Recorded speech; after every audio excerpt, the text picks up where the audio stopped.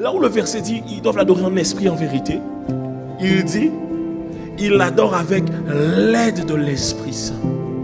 Ça veut dire que quand on commence à adorer réellement, mais vraiment, il dit, ceux qui adorent vraiment, ceux qui ont à cœur d'adorer, le Saint-Esprit vient soutenir leur adoration. Et il vient la porter et il charge cette adoration d'un parfum particulier. Mais le Saint-Esprit ne charge l'adoration de seuls ceux qui sont dans la vérité. Ça veut dire qu'il adore vraiment. Son cœur est dedans. C'est quand tu adores vraiment que tu sens que l'onction du Saint-Esprit se déploie. Jésus nous a montré comment adorer le Père. Et donc la première fois dans la Bible où on nous montre réellement l'adoration, on nous parle d'un enfant, quelqu'un qui a son enfant unique qu'il va donner en sacrifice. Et Jésus-Christ, car Dieu a tant aimé le monde qu'il a donné son Fils. Et donc Jésus nous a montré comment adorer, à quel moment? À la croix. Ça veut dire que l'adoration, c'est un sacrifice vivant. C'est la raison pour laquelle l'apôtre Paul dit dans le livre de Romains, offrez vos corps comme un sacrifice vivant, saint et agréable, ce qui sort de votre part, un culte raisonnable. Ça veut dire que c'est ce que Dieu attend de toi. C'est un sacrifice vivant. Ça veut dire que lorsque j'adore, je fais taire tout ce qui est de moi et je fais naître tout ce qui est de lui. J'abaisse tout ce qui est de moi et j'élève tout ce qui est de lui. J'abaisse mes ambitions, j'augmente ses ambitions. J'abaisse mes projets, j'augmente ses projets.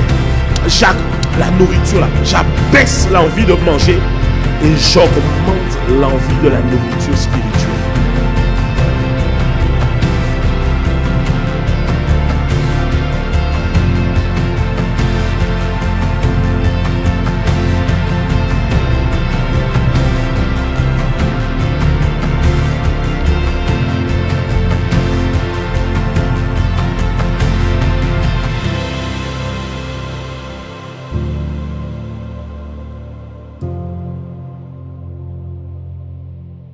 Et le titre de mon message pour vous ce matin, c'est l'atout majeur.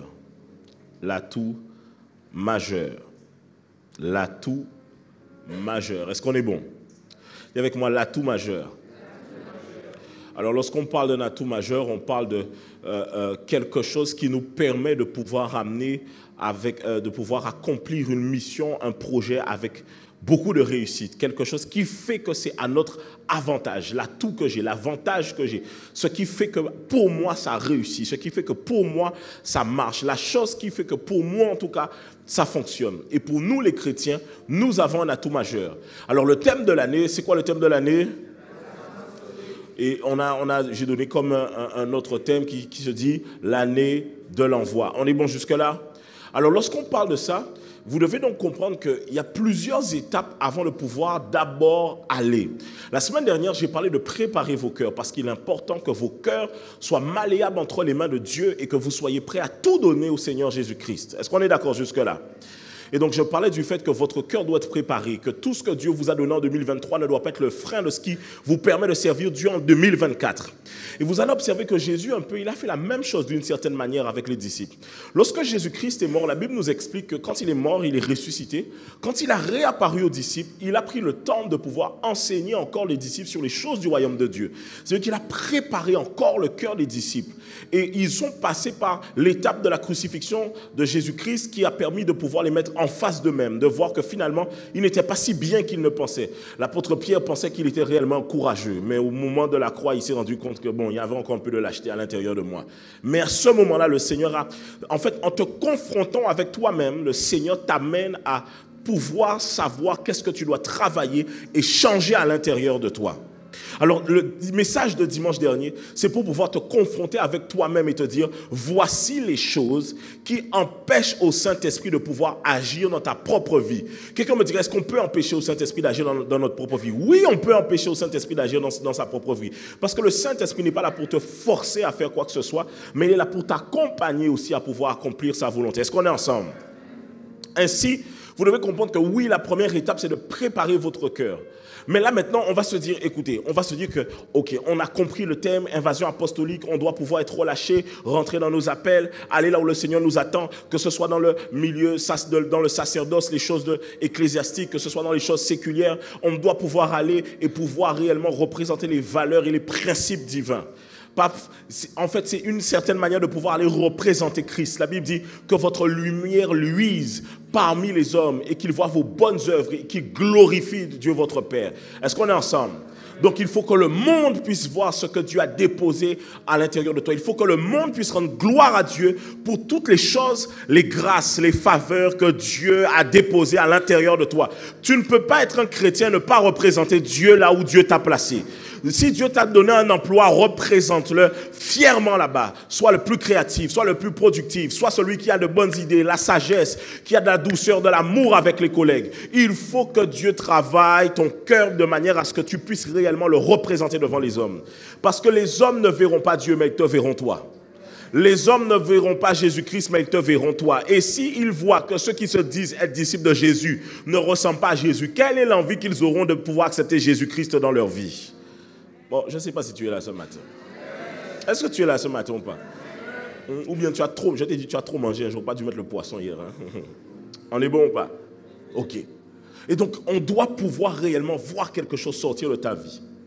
Et donc, tu es sur le point de pouvoir aller. Tu me dis, pasteur, c'est bon, j'ai compris, invasion apostolique, l'on est là, ça, c'est en moins. Je dois y aller, je dois y aller, je dois faire ce que le Seigneur m'appelle à faire. Tu es venu cette semaine, tu as été touché, le Seigneur t'a embrasé. Et tu me dis, pasteur, oui, je dois le faire. Mais j'aimerais te dire une chose. Si tu ne prends pas le temps de partir avec la bonne personne, tu feras mal. Et cette bonne personne, c'est l'atout majeur. Et je veux te parler ce matin du Saint-Esprit.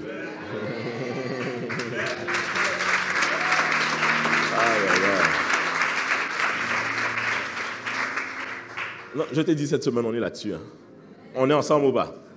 Ok, allons-y voir ce que Jésus a dit aux disciples dans Acte 1, chapitre 1, verset 3 à 11. Acte 1, chapitre 1, c'est la même chose. Acte 1, 3 à 11. Il dit quoi? Après qu'il eut souffert, il leur apparut vivant et leur en donna plusieurs preuves, se montrant à eux pendant 40 jours et parlant des choses qui concernent le royaume de Dieu. Verset suivant. Comme il se trouvait avec eux, il leur recommanda de ne pas s'éloigner de Jérusalem, mais d'attendre ce que le Père avait promis, ce que je vous ai donné leur, dit-il, ce que je vous ai annoncé leur, dit-il.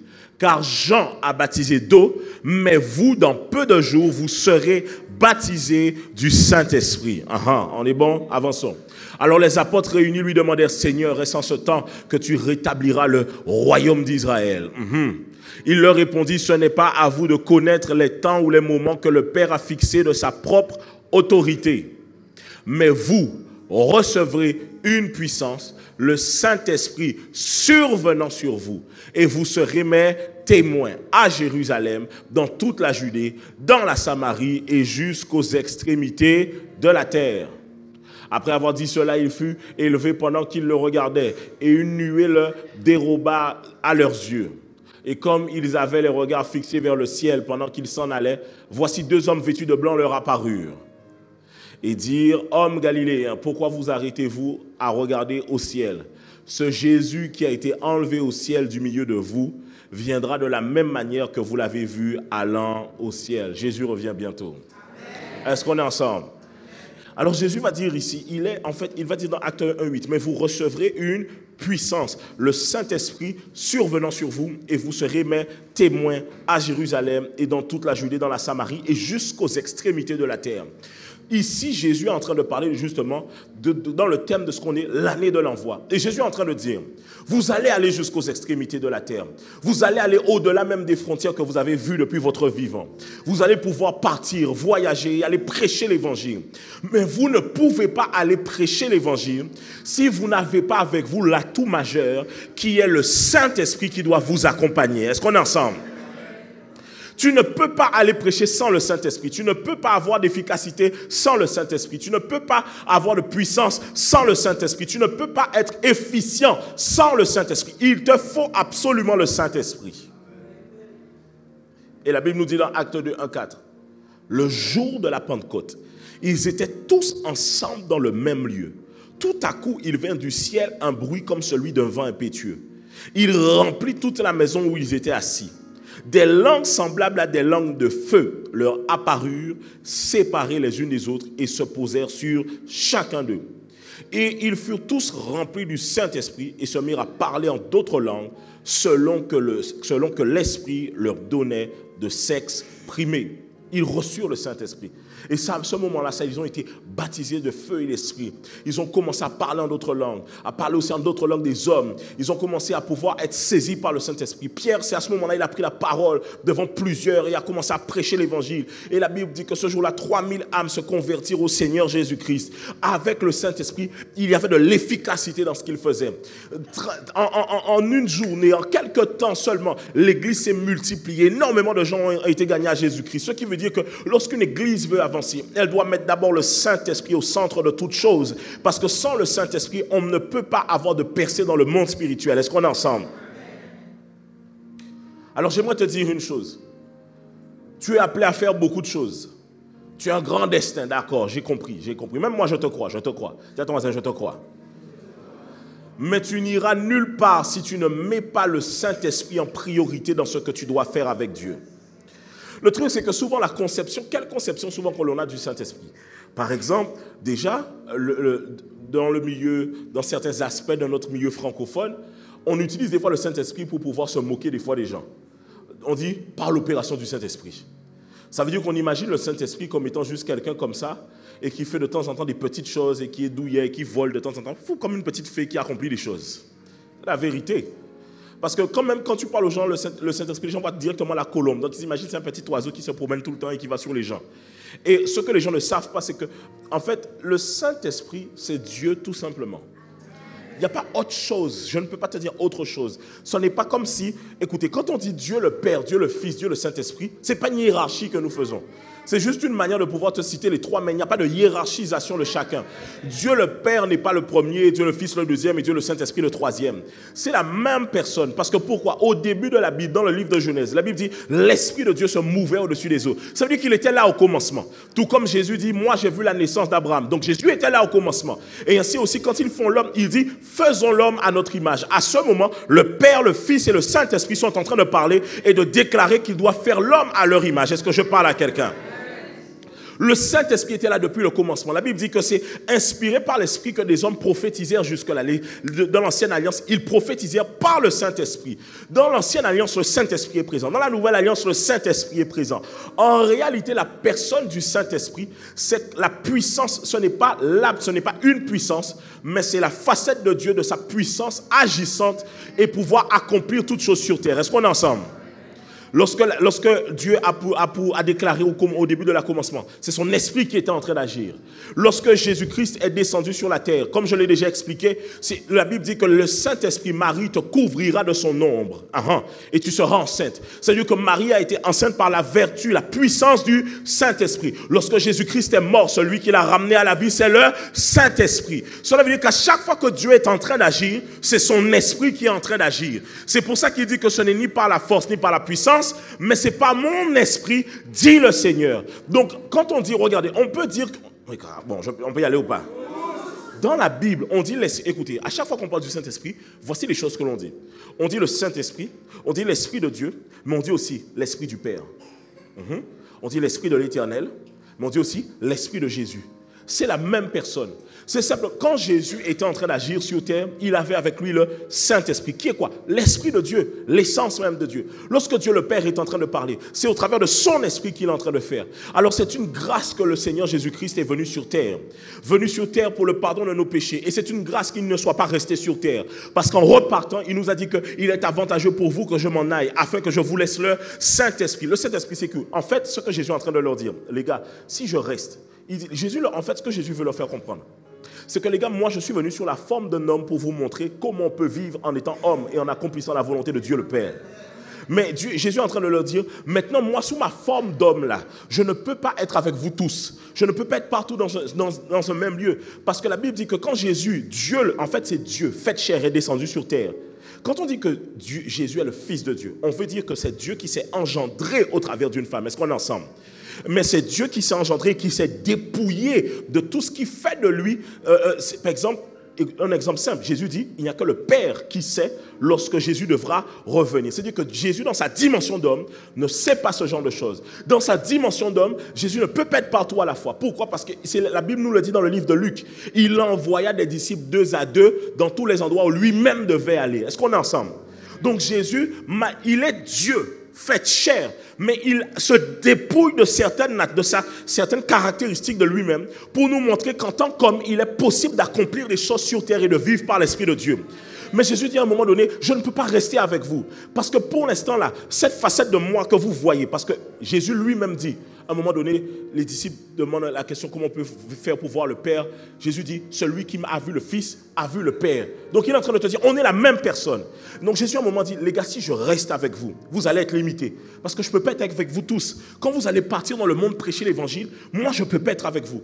Par contre, si moi je retourne au Père, là maintenant le Père fera quoi? Il relâchera son esprit pour vous, l'esprit qu'il vous avait promis, afin que vous puissiez l'avoir avec vous tous les jours de votre vie. Et donc, il relâche son esprit pour que toi et moi, on puisse l'avoir. Pourquoi? Écoutez, déjà Jésus n'avait pas beaucoup d'intimes. Il avait 12 disciples, mais les 12 n'étaient pas ses intimes. Les 12 n'étaient pas tout le temps avec lui. Celui qui était avec lui, c'était Jean, Pierre et Jacques. C'était ceux qui étaient souvent avec Jésus-Christ. Ça veut dire que Jésus ne pouvait pas être avec tout le monde. Mais tu imagines le nombre de chrétiens que nous sommes aujourd'hui? Comment Jésus aurait pu faire? Ainsi, cheat code. Il fait quoi? Envoie le Saint-Esprit pour que toi, tu aies Jésus en toi. Toi, tu es Jésus en toi. Toi, tu es Jésus en toi. Toi, tu es Jésus en toi. Toi, tu es Jésus en toi. C'est ainsi qu'on dit. Ce n'est plus moi qui vis, mais c'est Christ qui vit en moi. Est-ce qu'on est ensemble?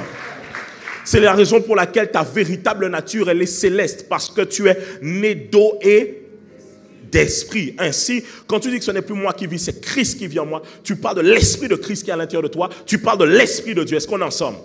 Et c'est cet esprit, c'est le fait d'avoir l'esprit de Dieu en toi qui fait que toi-même tu sais que tu es enfant de Dieu. Tu ne peux pas dire être enfant de Dieu si tu n'as pas l'esprit de Dieu en toi. Est-ce qu'on peut y aller dans la Bible? Ok, regardez dans le livre de Romains 8,16. Qu'est-ce qu'il dit? Romains 8,16, il dit, l'esprit lui-même rend témoignage à notre esprit que nous sommes quoi? Ce qui me permet d'avoir la conscience. Écoutez, c'est avoir le... Je vous donne un exemple. Je peux vous prêcher la grâce. Prêcher le fait qu'on est sauvé par la foi au moyen de la grâce. D'accord. On peut vous prêcher ça. Et gloire à Dieu, on rend gloire à Dieu pour ça. Mais je te donne un exemple. J'aurais beau te prêcher la grâce. Mais si toi-même tu n'es pas en relation avec le Saint-Esprit, malgré tout l'enseignement que je te donne, tu sentiras qu'il y a comme un fossé entre ce que je te dis et ce que tu vis au fond de toi. Parce que toi-même tu sais que tu es éloigné de l'Esprit de Dieu. Parce que c'est le fait d'avoir le Saint-Esprit en toi et d'être en communion avec lui qui te donne l'assurance de savoir que je suis enfant de Dieu et que je suis racheté et que rien ne peut me ravir de sa main. Est-ce que je parle à quelqu'un? Ça veut dire que vous devez, écoutez les amis, et on verra ça, on va le voir aujourd'hui. Je l'ai vu cette semaine, mais comme je sais que certains d'entre vous ne venez pas aux jeunes, je vais vous prêcher ça encore aujourd'hui. Écoutez, vous devez mettre le Saint-Esprit en priorité. Parce qu'à un moment donné, quand tu dis à quelqu'un, suis Jésus, Jésus est où?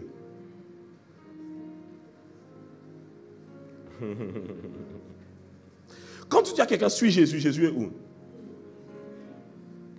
Et Jésus lui-même dans le livre de Jean chapitre 16, il dit, quand le consolateur sera venu, il vous conduira. Donc Jésus lui-même est en train de te dire que celui que tu dois suivre au final, c'est... On a tellement hiérarchisé la Trinité qu'on est arrivé à mettre le Saint-Esprit de côté. Et on fait appel à lui juste pour des petits trucs comme ça. Alors qu'en réalité, la personne la plus importante sur terre aujourd'hui pour toi, ce n'est pas ta femme, ce n'est pas ton mari, c'est le Saint-Esprit. C'est le Saint-Esprit. Il est là avec toi. Et c'est lui qui va te conduire. C'est lui qui te permet d'accomplir les choses. Et il témoigne en ton esprit que tu es enfant de Dieu. C'est le fait d'avoir son esprit à l'intérieur de toi qui fait que toi-même, tu sais que tu es enfant de Dieu. Est-ce qu'on est ensemble? On peut avancer? Dis à ton voisin, tu es enfant de Dieu. Bon, s'il a accepté Jésus, vérifie s'il a accepté Jésus. On est bon? Ok, regardez. Vous devez donc comprendre que le Saint-Esprit est une personne. Même lorsqu'on parle de Dieu, souvent, on imagine Dieu comme étant quelqu'un qui ne ressent rien. Dieu ne ressent rien. Dieu est Dieu. C'est la raison pour laquelle souvent on peut pécher et on se dit, oh, quand ça va faire bon Dieu. Est-ce que ça va changer pour bon Dieu? On se dit que, en fait, si vous regardez, écoutez, déjà, les hommes entre eux-mêmes sont très durs, alors qu'ils se voient. Maintenant, imaginez quand d'un Dieu qu'ils ne voient pas. Ils disent aimer un Dieu qu'ils ne voient pas. Comment est-ce qu'ils vont être vraiment amour avec lui? Les gens, en fait, dans leur relation, ils exigent une certaine affection, mais ils ne comprennent pas que Dieu lui-même, vous avez été créé à l'image de Dieu. Et souvent, on imagine que Dieu, lui, vis-à-vis de nous, n'a aucune relation intime à avoir avec nous. Quand je dis une relation intime, une relation de cœur à cœur et d'affection. On imagine Dieu comme le Père fouettard, qui est là que pour nous réprimander et que pour nous châtier lorsqu'on fait mal. Mais on n'imagine pas Dieu comme ayant une relation de profondeur avec lui. Écoutez, si vous êtes chrétien, mais que vous n'avez pas de relation avec Dieu, vous n'êtes pas différent des autres religieux, parce que vous priez Dieu comme étant un Dieu lointain. C'est en ce sens que, écoutez, lorsque les disciples arrivent, les disciples demandent à Jésus, enseigne-nous comment prier. Jésus ne commence pas la prière en disant éternel. Il commence la prière en disant notre Père, pour expliquer que je suis venu vous montrer qu'en réalité, il y a un autre type de relation que l'on peut avoir avec Dieu. Et parfois, Jésus-Christ nous introduit dans la relation avec Dieu, mais nous-mêmes, on veut reprendre une relation religieuse avec lui, comme si Dieu, c'était une personne lointaine, et comme si on n'a pas accès à lui. Dieu, écoutez, Dieu, si tu veux le trouver, comme je l'ai déjà dit, il est à l'intérieur de toi quand tu as accepté Jésus-Christ. Il est en toi. Et le Saint-Esprit, si je parle de Dieu, je parle du Saint-Esprit. Si je parle de Dieu, je parle du Père. Si je parle de Dieu, je parle du Fils. On est ensemble ou pas? Same person, la même personne. La même personne. Ok. Maintenant, voici une chose. J'ai dit que le Saint-Esprit est une personne. On peut l'attrister. On peut l'attrister. La Bible dit dans Éphésiens chapitre 4, verset 30, « N'attristez pas le Saint-Esprit de Dieu par lequel vous avez été scellés pour le jour de la rédemption. » Combien de fois, nous chrétiens, nous autres, nous-mêmes, des fois, on fait des choses sans prendre conscience que ça peut attrister le Saint-Esprit. Regarde, quand tu commences à critiquer quelqu'un, tu ne sens pas que dans ton cœur, il y a quelque chose qui te pince? Tu sens que ça te pince, mais tu continues la critique encore. Mais tu sens qu'il y a un truc qui est en train de te dire, arrête, ce que tu fais là, ce n'est pas bien. Ça veut dire que tu es en train d'attrister le Saint-Esprit. Parfois, certains, c'est votre comportement, votre attitude. Vous savez que dernièrement, vous avez commencé à réfléchir d'une certaine manière. Vous savez que même votre manière de réfléchir peut attrister le Saint-Esprit. C'est que vous êtes là et vous avez commencé à réfléchir d'une certaine manière et vous sentez au fond de vous que vous êtes en train d'attrister le Saint-Esprit. Mais vous savez, ce qui fait que souvent, vous brisez votre relation avec Dieu, c'est que des fois, votre cœur est trop dur. Votre cœur est tellement dur. Parce que vous êtes arrivé à un point que même quand vous savez que vous attristez les gens que vous aimez, vous en fichez. Parce que vous voulez vivre pour vous-même, pour vous-même. Mais avec Dieu, tu dois pouvoir comprendre qu'il est possible d'avoir une relation avec lui. Mais dans cette relation, je dois prendre en compte ce que lui, il ressent. Alors je ne peux pas me mettre à faire ce que je veux, quand je veux et où je veux. Je ne peux pas aller poser les pieds n'importe où. Pourquoi? Parce qu'il se peut que l'action que je suis en train de poser est en train d'attrister le Saint-Esprit. Je peux avancer ou pas? Tu veux arrêter de pécher? Prends conscience que Dieu est avec toi. Si tu prends conscience que Dieu est avec toi, tu vas éviter de pécher. Parce que ce qui fait souvent que tu pêches, c'est qu'il n'y a pas de chrétien qui te voit. Mais il n'y a pas de chrétien qui te voit, mais il y a toujours le Saint-Esprit qui te voit. Parce que, écoute-moi bien, lorsque tu es en train de voler, peut-être que personne ne te voit, mais Dieu est en train de te voir, il te regarde comme ça. Quand on va faire là même. Est-ce que je parle à quelqu'un? Quand tu es en train d'aller chez ton ex, aïe, aïe, aïe.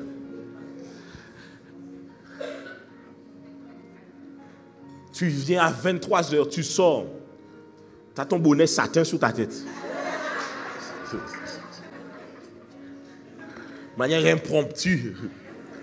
Si tu es un gars, tu as un durac sur ta tête. Tu sors en pyjama et tu pars là-bas. Et tu mets les pieds là-bas. Mais tu ne te rends pas compte, la Bible dit, ne savez-vous pas que votre corps est le temple du Saint-Esprit? C'est-à-dire que quand toi, tu es en train d'aller chez ton ex, tu amènes le Saint-Esprit chez ton ex aussi. Et puis, regarde, même ton ex, il sent une présence avec toi. Il dit, tu es sûr que tu as envie? Celui qui sent le Saint-Esprit qui est là, qui est en train de lui dire, il ne faut pas la toucher. Toi, tu te dis, oui, j'ai envie. Et là, le Saint-Esprit te regarde en mode, quoi? Donc toi, tu l'amènes là-bas. Et elle a fait, mais bon, comment tu fais pour pendant tout le truc, tu es dedans? Tu ne te rends pas compte que tu n'es pas seul. Il y a quelqu'un que tu as mis en stand-by qui t'observe. Tu penses que quand tu rentres chez ton ex, là, il reste à la porte et que Jean, tu le retrouves quand tu ressors dehors, il dit, tu as fini. Tu penses que c'est ça? Non. Il va là-bas avec toi. Et toi, tu l'amènes là-bas dans tes bêtises. Quand tu vas dans tes fêtes, je n'ai pas envie de citer de nom, tes trucs de la longue journée où tu es en train de back it up là-bas. Quand tu back it up, réfléchis bien. Quand tu es en train de danser de la manière dont tu danses là, le Saint-Esprit n'est pas en toi. Il est où? Il est resté à l'entrée de la soirée? Ou bien il n'est pas entré avec toi? Donc toi, maintenant, te voilà dans des mouvements étranges. Et il est juste comme ça. Il est, ah, Seigneur. Non, mais c'est ça. Il est entre vous deux, comme, ah, Dieu. Aïe, aïe, aïe, aïe, aïe, aïe, aïe, aïe, aïe, aïe. N'attriste pas le Saint-Esprit. Tu viens, tu commences à critiquer les gens. Les amis, s'il vous plaît, 2024, ne soyez pas parmi ceux qu'on le retrouve dans les critiques et les cancans et les commérages et les je ne sais pas quoi. Que ne soyez pas là-dedans.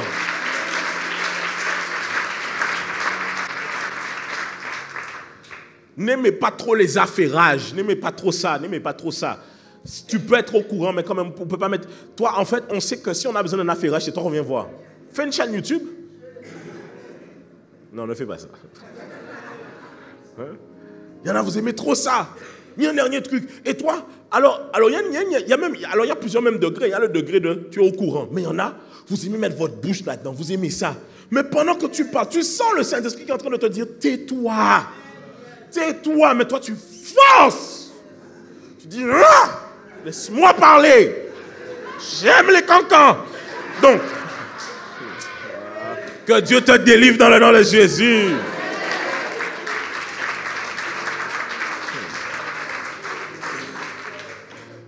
C'est pour ça que, écoutez, c'est en ce sens que je sais que les gens ne connaissent pas Dieu. Vous pouvez voir des gens qui critiquent toute la grande journée, qui sont toujours sur le dos des autres. Hein? Écoutez-moi, hein? Même des fois les dehors, parce que des fois, il faut dire ça aux non-convertis, parce que les non-croyants, ils ont comment conçu à l'intérieur de d'après eux qui sont mieux que des fois les croyants. Il y a toujours un non-croyant qui te dit, « Mon l'église n'est pas bon. Hein? » C'est toujours une phrase de gens qui n'est pas bon lui-même. Parce que quelqu'un qui est bon, c'est qu'on peut trouver les bons partout et les mauvais partout. Bon. Et donc, souvent, moi, ce que j'observe souvent, c'est les gens qui ne vont pas à l'église. Ils ne servent pas, ils n'ont aucune relation avec Dieu, rien du tout. Mais ils critiquent beaucoup les autres. Hein. Mais au jour du malheur, Seigneur, toi qui as toujours été là avec moi. Ah bon? Quand? Depuis quand? Non, Dieu a été miséricorde, Dieu avec toi. C'est-à-dire que de temps en temps, tu vois, la Bible dit, il fait pleuvoir sur les bons comme sur les méchants. Donc tu es peut-être chez les méchants. À pas passer l'applique à ton banc, au bon. Hein? Okay. Dieu dit, il fait pleuvoir sur les bons comme sur les méchants. Donc s'il pleut sur toi, ça ne veut pas dire que tu es bon. Ça veut juste dire que Dieu est bon. C'est ça que ça veut dire. Ça ne veut pas dire que tu es bon, ça veut dire que Dieu est bon. Est-ce qu'on est ensemble? Et vous voyez les mêmes gens, des fois qui... Je donne un exemple. Les mêmes que vous voyez qui aiment critiquer beaucoup les chrétiens et les églises, c'est les mêmes des fois qui aiment mettre des statues en parlant de Dieu. Comment tu parles de Dieu? Alors que tu l'attristes tout le temps quand tu parles mal des autres. Tu l'attristes tout le temps quand tu parles. Les amis, faites attention. En fait, le truc, c'est que vous ne vous rendez pas compte. Vous mettez votre plaisir charnel de calomnie, de critique, de péché, d'impulsion, d'impudicité et d'immoralité au-dessus de votre relation avec Dieu. Et vous ne sentez pas que vous êtes sur le point de la perdre. Et donc vous n'avez aucun scrupule à pouvoir poser des actes qui vous éloignent vous-même, pas Dieu, mais qui vous éloignent de Dieu, sans pour autant prendre conscience que là, je suis en train de l'attrister. On peut avancer. Ensuite, on peut éteindre sa voix. La Bible dit dans le livre de Thessaloniciens, n'éteignez pas l'esprit. Et il parle ici, en Thessaloniciens. Il dit, n'éteignez pas l'esprit. Thessaloniciens 1, 5, 19. 1 Thessaloniciens 5, 19. Il dit, n'éteignez pas l'esprit. On peut éteindre sa voix. on peut réellement pouvoir comme avoir le Saint-Esprit en nous, mais ne plus l'entendre comme on l'entendait avant. Simplement à cause de notre attitude à pouvoir mépriser des fois les choses de l'esprit. Et ici, il parle de la prophétie et du prophétique. C'est comme ça que beaucoup d'églises ont éteint l'Esprit de Dieu. Il y a des églises, c'est la vérité, je dois te le dire, il y a des endroits où tu peux aller, où on cherche Dieu. Hein. On dit qu'on est là pour Dieu. Mais il n'y a plus de vie de l'Esprit là-bas. Simplement parce qu'on a tellement voulu régir les choses par nous-mêmes que le Saint-Esprit ne parle plus, il n'y a plus de vision, on ne sait même plus où on va. Vous pouvez voir que Dieu ne parle plus dans un lieu quand on ne sait plus où est-ce que l'on va. Parce que pour savoir où est-ce que l'on va, il faut être conduit. Et celui qui est fils de Dieu est conduit par l'Esprit de Dieu.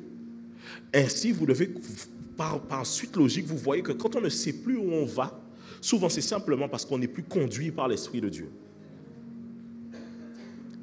Et par exemple, quand je parle qu'on peut attrister Dieu, quelqu'un peut me dire, mais pasteur, cette caractéristique de pouvoir attrister Dieu, on la retrouve que dans la Nouvelle Alliance. On retrouve ça que dans le Nouveau Testament. Non. Ésaïe 63, verset 10. Mais pour moi, c'était le verset juste avant. Ésaïe 63, verset 10. C'est Dieu qui parle d'Israël. Il dit, mais ils ont été rebelles. On est dans l'ancienne alliance, les amis. On n'est pas dans la nouvelle alliance, la grâce. On est sous la loi. Hein. Et il dit, ils ont été rebelles. Ils ont attristé son Esprit Saint. Et il est devenu leur ennemi. Il a combattu contre eux. C'est-à-dire qu'ils se sont opposés à Dieu. Ils ont résisté à Dieu. C'est-à-dire que depuis l'ancienne alliance, Dieu était attristé souvent. C'est-à-dire que cette nature de Dieu, c'est pour ça qu'on peut savoir que Dieu est le même hier, aujourd'hui, éternellement. Parce qu'en réalité, le Dieu de l'ancienne alliance, c'est le même Dieu de la nouvelle alliance. C'est pas Dieu qui a changé entre l'ancienne et la nouvelle alliance, c'est la dispensation qui a changé pour toi. Mais Dieu, lui, n'a pas changé, il est le même hier, aujourd'hui, éternellement. Donc, depuis le commencement, Dieu a toujours voulu entretenir une relation avec Dieu. Avec l'homme. C'est la raison pour laquelle Dieu a placé l'homme dans le jardin et était avec l'homme, connaissait l'homme, avait une certaine intimité avec l'homme. C'est pour ça que quand Dieu, à un moment, la Bible dit la voix de Dieu était dans le jardin et Dieu dit à Adam, Adam, où es-tu? Pourquoi te caches-tu? Dieu a toujours voulu entretenir une relation avec l'homme. Est-ce qu'on est ensemble? Et j'ai expliqué ça la semaine dernière. Jésus-Christ, écoutez, j'ai expliqué cette semaine-ci de jeûne, j'ai expliqué que dans le jardin, il y a deux choses que l'on a perdues. En tout cas, une chose que l'on a obtenue et une chose que l'on a perdue. Dans le jardin, on a obtenu une condamnation par rapport au péché qui a été commis. Donc, il y a une condamnation. Et deuxièmement, dans le jardin, il y a une relation qui a été brisée. Est-ce qu'on est ensemble? Et je vous ai expliqué cette semaine-ci que tout ça a été retrouvé au travers de Jésus-Christ et du Saint-Esprit. Parce que lorsque Jésus-Christ est mort à la croix, il a amené le rachat de nos péchés pour nous amener le salut. Mais lorsque le Saint-Esprit a été envoyé, c'est afin de pouvoir rétablir cette relation avec Dieu. Ça veut dire que Jésus-Christ n'est pas seulement venu nous sauver, il est venu aussi ouvrir une nouvelle saison pour nous, pour que l'on puisse être intime de Dieu encore à nouveau. Ainsi, il n'y a personne qui peut dire que moi seul j'ai accès à Dieu. Nous tous, nous avons accès à Dieu. C'est la raison pour laquelle lorsque Jésus-Christ a été à la croix, la Bible dit qu'il y a eu un tremblement de terre, que le voile qui était dans le lieu saint a été déchiré de haut en bas. Est-ce que je parle à quelqu'un? Bon, regardez. Il faut que je vous explique pour que vous puissiez comprendre. Quand l'homme a péché, l'homme a été séparé de Dieu au niveau de sa relation. Il y avait une relation lointaine avec Dieu. Et Dieu, à un moment donné, a mis en place un système. Il a commencé cela avec Moïse. David a pris le relais. Dieu a donné à Moïse le schéma, les plans d'un temple à pouvoir construire. Dans ce temple-là, il y a le parvis. Après le parvis, il y a le lieu saint. Et après le lieu saint, il y a le lieu très saint. Et l'arche de l'alliance, et là où on pouvait consulter Dieu, c'était dans le lieu très saint. Est-ce qu'on est ensemble? Sauf que tout le monde n'avait pas accès au temple. Tout le monde avait accès au parvis. Ça veut dire à une certaine proximité des choses de Dieu, mais on s'arrêtait au niveau du parvis. C'est là où les gens amenaient leurs offrandes. La Bible explique qu'au niveau du parvis, c'était comme le balcon, comme une espèce de véranda très grande. Et en fait, là où les gens allaient, ils arrivaient au niveau comme de la porte du lieu saint. Et c'est à ce niveau-là qu'ils remettaient les offrandes. Est-ce qu'on est ensemble? On est ensemble? Ok. Maintenant, ce qu'il faut comprendre, c'est que le temple, il n'y a qu'une seule catégorie en Israël de personnes qui avaient accès au temple. En Israël, il y avait 12 tribus. Et la tribu de Lévi était celle qui était mandatée, mais pas seulement la tribu de Lévi. Pour pouvoir avoir accès au temple, il ne suffisait pas d'être né de Lévi. Il fallait être né de Lévi, mais en plus de ça, être sans défaut physique.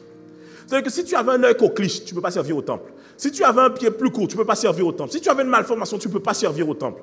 Il fallait que tu sois sans défaut pour pouvoir servir au temple. Et malgré ça, il ne suffit pas d'être de Lévi. Vous voulez savoir pourquoi? Regardez. Moïse est de Lévi, n'est-ce pas? Moïse est de Lévi. Moïse est un descendant de Lévi. Myriam est descendant de Lévi. Mais ce n'était pas une question de descendant de Moïse ou de Myriam. Parce que tous sont de Lévi. Mais il fallait être descendant d'Aaron. Ça veut dire que dans Lévi, il y avait même une sélection. C'était au niveau de la lignée d'Aaron. Dans la lignée d'Aaron, il y avait encore une sélection. Tout le monde ne pouvait pas y aller. Maintenant, attention, parmi la sélection des sacrificateurs, c'est ce qu'on appelait les sacrificateurs, une poignée pouvait servir, donc cette sélection de Lévi pouvait servir, ils étaient sacrificateurs, mais par contre, un seul d'entre eux avait accès au lieu très saint. Tous ceux qui étaient sacrificateurs avaient accès au lieu saint, mais un seul avait accès au lieu très saint. Et c'était une gloire pour Israël de pouvoir dire que nous avons Dieu que nous pouvons consulter là dans le lieu secret. Alors oui, il y avait, comme on peut dire, les prophètes à qui Dieu parlait, oui. Mais il y avait un endroit où on savait qu'on pouvait aller amener des offrandes à Dieu. Bien sûr qu'il y avait d'autres endroits, des hauts lieux, mais on savait qu'il y avait ce lieu-là où on pouvait y aller. Il y avait ce lieu-là où, en fait, un peuple pouvait dire que Dieu habite au milieu de nous. Est-ce qu'on est ensemble? Donc c'est une fierté. Mais Jésus-Christ, lui, et c'est pour ça qu'en réalité, la plupart de ceux, et c'est pour ça que Jésus, il pose problème en réalité à la religion. Parce que la religion amène un espèce de côté où il n'y a que certains qui peuvent avoir accès. Mais Jésus-Christ, en allant à la croix, voici ce qu'il dit. Jésus est venu accomplir ce que Dieu avait promis à Abraham. Parce que dès le départ, Dieu n'a pas prévu que ce soit une seule nation qui puisse hériter de sa présence. Parce que Dieu a dit à Abraham, et toutes les nations de la terre seront bénies en toi. Ainsi, le plan de Dieu était de commencer par une nation, mais ensuite de pouvoir donner accès à toutes les nations. C'est en ce sens que quand Jésus va à la croix, la chose avec Jésus, c'est que Jésus, oui, il est juif. Oui, il va à la croix. Oui, il a vécu dans la loi. Il a accompli la loi. Mais en allant là-bas, il accomplit la loi comment? Parce qu'on dit que Jésus n'est pas venu abolir la loi, mais il est venu l'accomplir. Mais venir l'accomplir, ça veut dire quoi? Il est venu mourir. Parce que la loi dit, le salaire du péché, c'est la mort. Ainsi, Jésus est venu mourir à notre place. En mourant, Jésus retire le fait qu'il y ait une seule personne qui a accès à Dieu. Ce n'est plus une question d'avoir un... Et attention, vous avez les Lévites, et vous avez ce qu'on appelle les sacrificateurs. Et vous avez le souverain sacrificateur. The high priest, le grand prêtre. C'était lui seul qui avait accès au lieu très saint.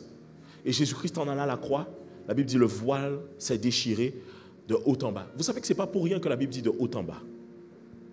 Si le voile se déchire de bas en haut, ça veut dire que ce sont les hommes qui sont venus à Dieu. Mais si le voile se déchire de haut en bas, ça veut dire que c'est Dieu qui est venu voir jusqu'aux hommes. Est-ce que je parle à quelqu'un? Ainsi, la beauté que nous avons en Jésus-Christ, c'est que la religion t'enseigne ce que toi tu fais pour aller voir Dieu.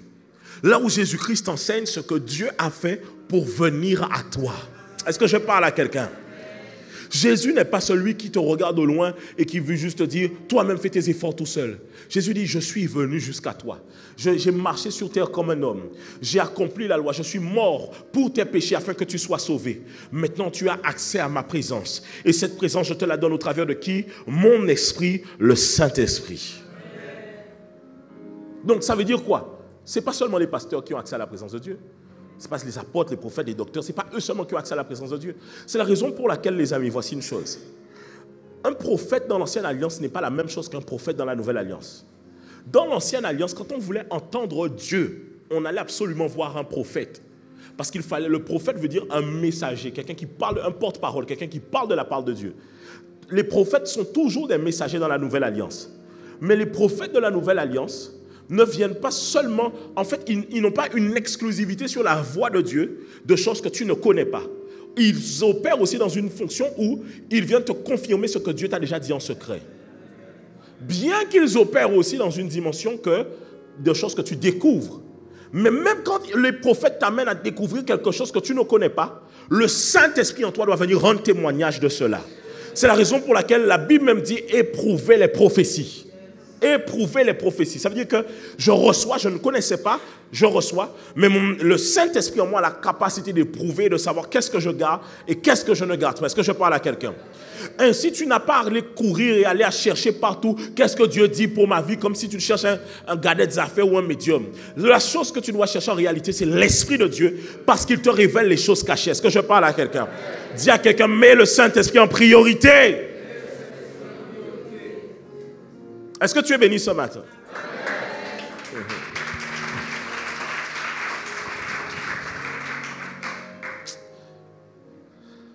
Le problème, c'est que je ne suis pas à la moitié de mon message. Est-ce que j'aurai le temps? Bon, on va voir jusqu'où on va. Je peux continuer? Tu veux que je continue? Ok. Il faut savoir aussi qu'on peut lui résister. On peut lui résister. Beaucoup d'entre vous, vous menez des fois une vie, pas toi, ton voisin en Tanzanie, il mène une vie de résistance à Dieu. La Bible dit dans Actes 7, 51, c'est lorsqu'ils ont arrêté les apôtres, et ils disent, homme au cou raide, incirconcis de cœur. Pourquoi il dit incirconcis de cœur? Parce que dans l'ancienne alliance, l'alliance que l'on avait avec Dieu se voyait dans la circoncision du corps. Il fallait que les hommes soient circoncis au 8e jour. Et donc beaucoup d'hommes s'enorgueillissent d'être circoncis au 8e jour en disant, nous voici le signe de l'alliance que nous avons avec Dieu dans notre chair. Mais là, les apôtres leur disent incirconcis du cœur. Ça veut dire que tu es incirconcis du corps, mais ton cœur est éloigné du Dieu que tu dis aimer. Ensuite, il dit ceci, et d'oreille. Ça veut dire que vous n'entendez pas ce que Dieu veut vous dire. Il dit, vous vous opposez toujours au Saint-Esprit. Ce que vos pères ont été, vous l'êtes aussi. C'est-à-dire qu'ils ont même hérité de cette rébellion de leur père. À mener une vie où on s'oppose au Saint-Esprit. Et des fois, les amis, sincèrement, je vais vous dire une chose. C'est une des choses, c'est ça, ce verset-là, il témoigne de ce que je vous avais dit l'année dernière. C'est ce qui m'attriste le plus quand je vois des enfants de Dieu. C'est quand j'arrive à voir en eux qu'ils s'opposent en permanence à Dieu. Tu vois des fois dans la vie de quelqu'un ce que Dieu veut faire. Tu vois les choses que Dieu veut accomplir dans la vie de quelqu'un. Tu vois là où Dieu veut amener quelqu'un. Tu vois les choses que Dieu a prévues pour la vie de quelqu'un. Mais tu arrives à voir que cette personne-là s'oppose à Dieu. Elle est capable de dire à Dieu non. Moi, je ne sais pas comment vous faites. Même toi, quand ton enfant était en bas âge, je te disais non, tu étais fâché. Mais tu as le courage de dire à Dieu non. Je ne sais pas comment tu fais. Des fois, il y a des gens, tu sens que certains, des fois, par exemple, c'est l'appel qui est sur votre vie. L'appel juste à le servir. Je ne sais pas si c'est l'appel à autre chose, 5 minutes, c'est l'appel à le servir. Tu sens que la personne a l'appel. Mais elle campe sur sa position et a envie de rester là où elle est. Elle est capable de te faire comprendre. Pasteur, je viendrai à l'église. D'accord. Je suivrai la prédication le dimanche. D'accord. Mes affaires à sacrifier pour bon Dieu, pas venir chercher moi pour ces gens d'habiter là, ça. C'est une bêtise là, ça. Tu as envie de dire, mais bien aimé, tous les problèmes que tu vis là, tu penses que c'est à cause de quoi? Toute la résistance que tu vis, tu penses que c'est à cause de quoi? Des fois, vous pensez que c'est le diable qui est contre vous, alors que c'est Dieu qui est contre vous. Et le problème, quand Dieu est contre vous, est-ce que le diable peut ôter là? Aïe, aïe, aïe. Quand tu as des problèmes avec le diable, tu appelles le Seigneur, hein? Seigneur, au secours, hein? Quand tu as des problèmes avec Dieu, tu appelles qui? Le diable même pas dit, en pardon, en pardon. Pas mêler moi, Anita, mais. Est-ce que je parle à quelqu'un? C'est que toi, tu es là et tu te dis, ah ouais, il y a beaucoup d'attaques, beaucoup d'opposition. Ce n'est pas des attaques, c'est Dieu qui est en train de te dire, tu ne passeras pas par là. Si tu passes par là, tu dois te soumettre à ma volonté. Et il y en a, vous avez... Non, il n'y a qu'un seul terme que j'ai dans ma tête, mais non, je vais dire, le toupé, voilà, merci, j'avais un autre truc là. On a dit 2024, on est dans la douceur. Vous avez l'audace, quelle audace de vous plaindre à Dieu. Donc toi, tu te plains à Dieu et tu dis, Seigneur, pourquoi tu ne fais pas? Seigneur, pourquoi tu ne fais pas? Et Dieu a envie de te dire, eh bien, toi, pourquoi tu ne fais pas? Seigneur, te voilà, tu n'arrives même plus rien à dire dans tes prières. Parce que tu résistes à Dieu. Mais tu penses que quoi? La Bible dit Dieu résiste aux orgueilleux. Les orgueilleux, c'est quoi? Les gens qui ne veulent pas bouger. Ils campent sur leur position. Même quand ils ont vu qu'ils ont tort, ils campent sur leur position. Même quand ils ont vu qu'ils ont tort. Tu as des gens, je te donne un exemple. Tu peux lui dire que ce que tu fais là te tue. Parce qu'il n'a pas envie de montrer que tu as raison. Il peut continuer à le faire. Je reste là-dessus. Donc tu as des gens, ils sont en route. Vous savez le problème que vous ne comprenez pas, c'est que quand vous êtes chrétien et que vous êtes en totale résistance à Dieu en permanence, en opposition à Dieu, vous ne savez pas à quel moment vous allez abandonner la foi. Parce que quand vous êtes en totale opposition à Dieu, souvent, vous êtes dans la case et parmi les candidats qui sont prêts à se rebeller contre eux. Mais vous vous rebellez déjà, mais qui sont prêts à dire, Seigneur, c'est bon, je ne veux plus vivre avec toi. Dis à ton voisin, arrête de résister au Saint-Esprit. Regardez, vous résistez comment? Des fois, écoutez, je vais vous donner les aspects pratiques. Maintenant, prenez vos responsabilités vous-même. Hein. Ça. Pas dit pasteur là. Prenez vos responsabilités. Mais regarde. Écoute-moi bien. Hein. Certains, voici, regardez, tu vas te sentir bien concerné. Tu viens, tu acceptes Jésus. Waouh! Tu vis quelque chose de profond. Tu mets des statuts sur WhatsApp. Maintenant, même quand tu parles aux gens, tu dis, c'est le Seigneur. Donc, tu viens à l'église. Mais tu sais, hein, le diable nous connaît bien. Nous cherchons un Dieu tout le temps. Tout le temps, on cherche un Dieu en réalité. On a une place dans notre cœur qui est une place qui est réservée à soit l'idolâtrie, soit à Dieu. Le diable maintenant t'envoie quelqu'un. Le gars ou la go est païen, païenne, non converti. Tu le sais. Il le sait. Vous le savez. Satan et les anges le savent. Il commence à te parler. Tu entends la voix de Dieu qui te dit non. Mais toi-même, pendant que tu dis non, tu dis dans ton esprit oui, oui, oui. Tu as envie de... Ça va aller, ça va aller. C'est que tu entends le non, hein, mais tu as envie que le non change en oui, tu vois. Donc tu forces le non, tu dis oui, oui. Des fois, tu viens à ta pause café, tu es là. Tu dis, Seigneur, est-ce que je peux sortir? Tu entends, non, tu entends vraiment le non, vite, vite. En plus, tu l'entends vite, tu n'as même pas besoin. À peine tu poses la question, tu entends le non arriver dans ton esprit parce qu'il connaît déjà.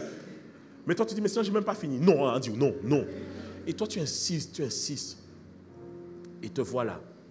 Resto, date, sortie, sur un parking, tard le soir. Tu entends le Saint-Esprit qui te dit fuis, cours, couris, run. Il essaie de te dire dans tous les sens. Il permet que pendant que vous êtes dans la voiture, comme par hasard, je t'appelle.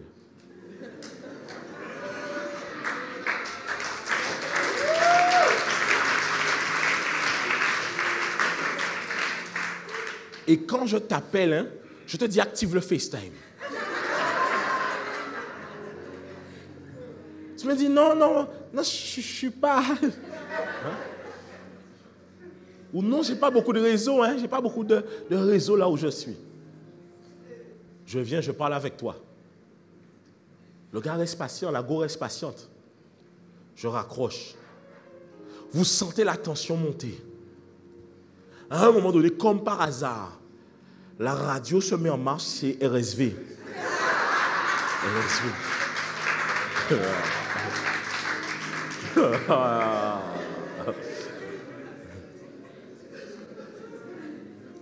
Quand toi tu vois, c'est quoi, 101.4, hein? Tu appuies sur le bouton vite. Parce que c'était une prédication qui commence. En plus, les prédications sur radio, sur le vie, elles sont très douces, tu vois, c'est en mode bien-aimés, nous devons marcher dans la sanctification.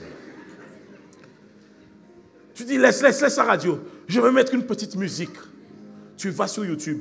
Comme par hasard, une prédication s'ouvre. Fuyez l'impudicité! Fuyez l'impudicité! Là, tous les feux sont en train de te dire, sors de là! Sors!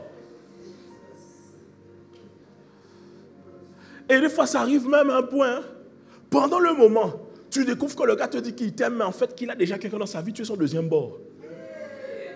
Tu as encore la force de quitter, parce que là, Dieu te montre, regarde, tu peux quitter. Et toi, tu dis, ouais, mais je peux le changer.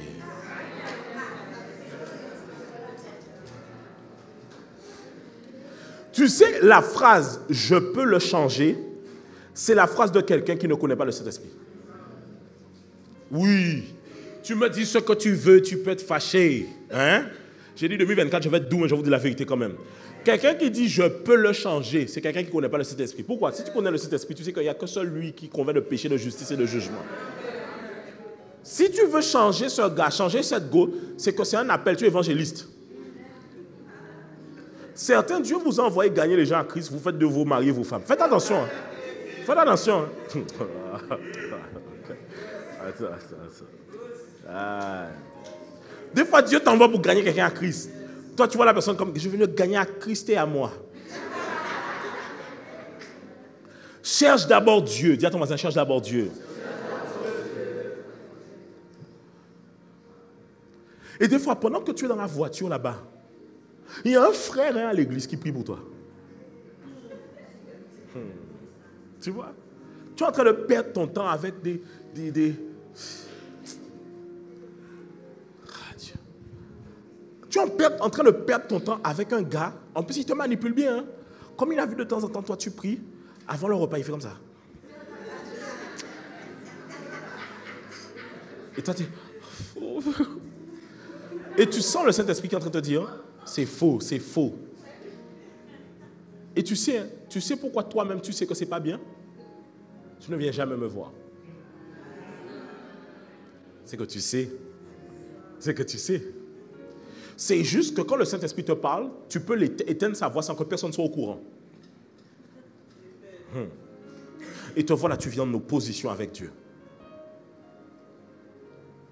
Des fois, tu es là le dimanche matin, alors que tu n'as pas dormi chez toi la veille.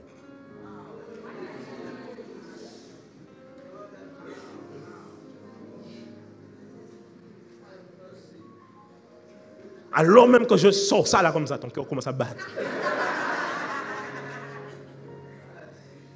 Chambre, mur blanc, drap bleu ciel.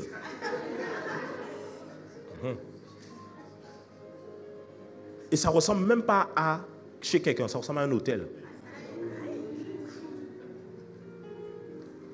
Donc toi, tu arrives, frais comme ça. Et tu digne l'agneau, assis sur le trône. Mais tu ne te rends pas compte que ça fait longtemps hein, que le Saint-Esprit, là, il pleure au fond de toi. Parce qu'il est en train de te dire, ma fille, mon fils, tu perds ton temps. Tu perds ton temps. Tu perds ton temps. Tu perds ton temps. Tu perds ton temps. Tu es en train de perdre ton temps. Tu perds ton temps. Parce qu'on lui résiste. Alors je parle de ça, mais des fois c'est le caractère. Et Dieu te dit, arrête de parler comme ça.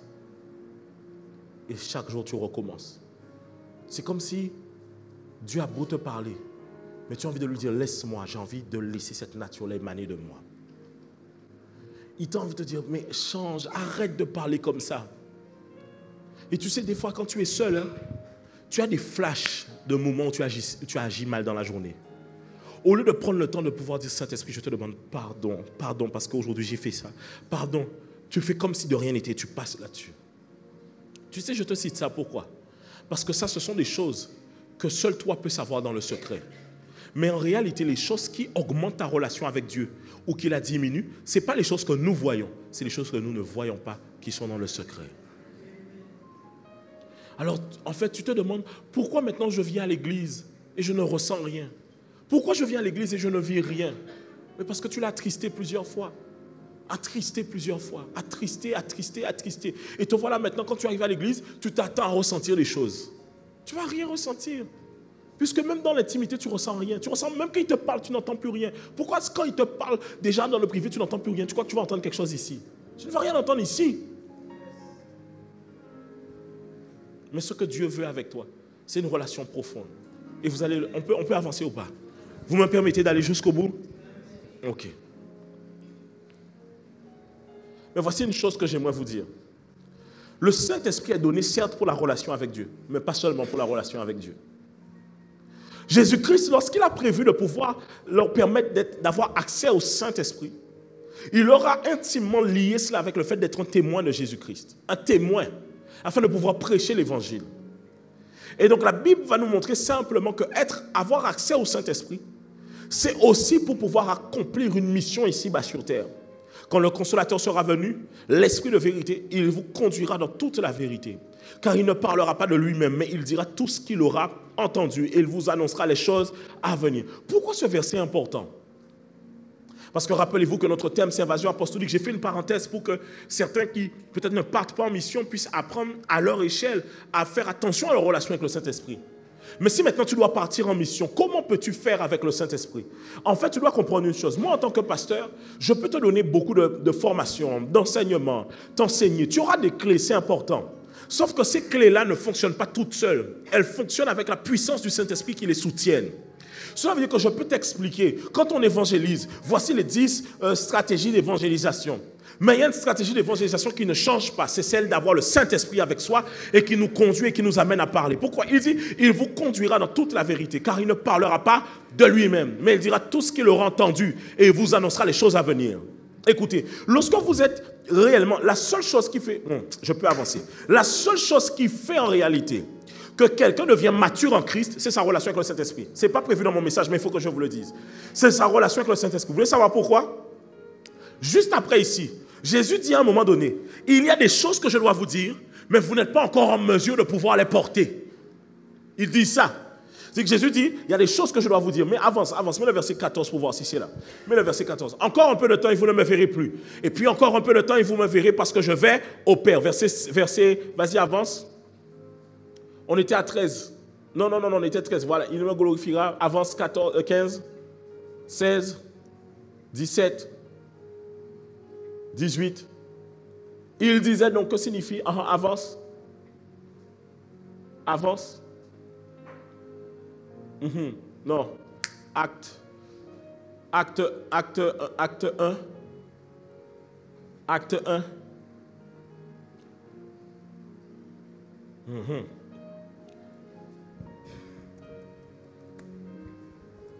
Mets le verset 13 pour moi, le verset 13.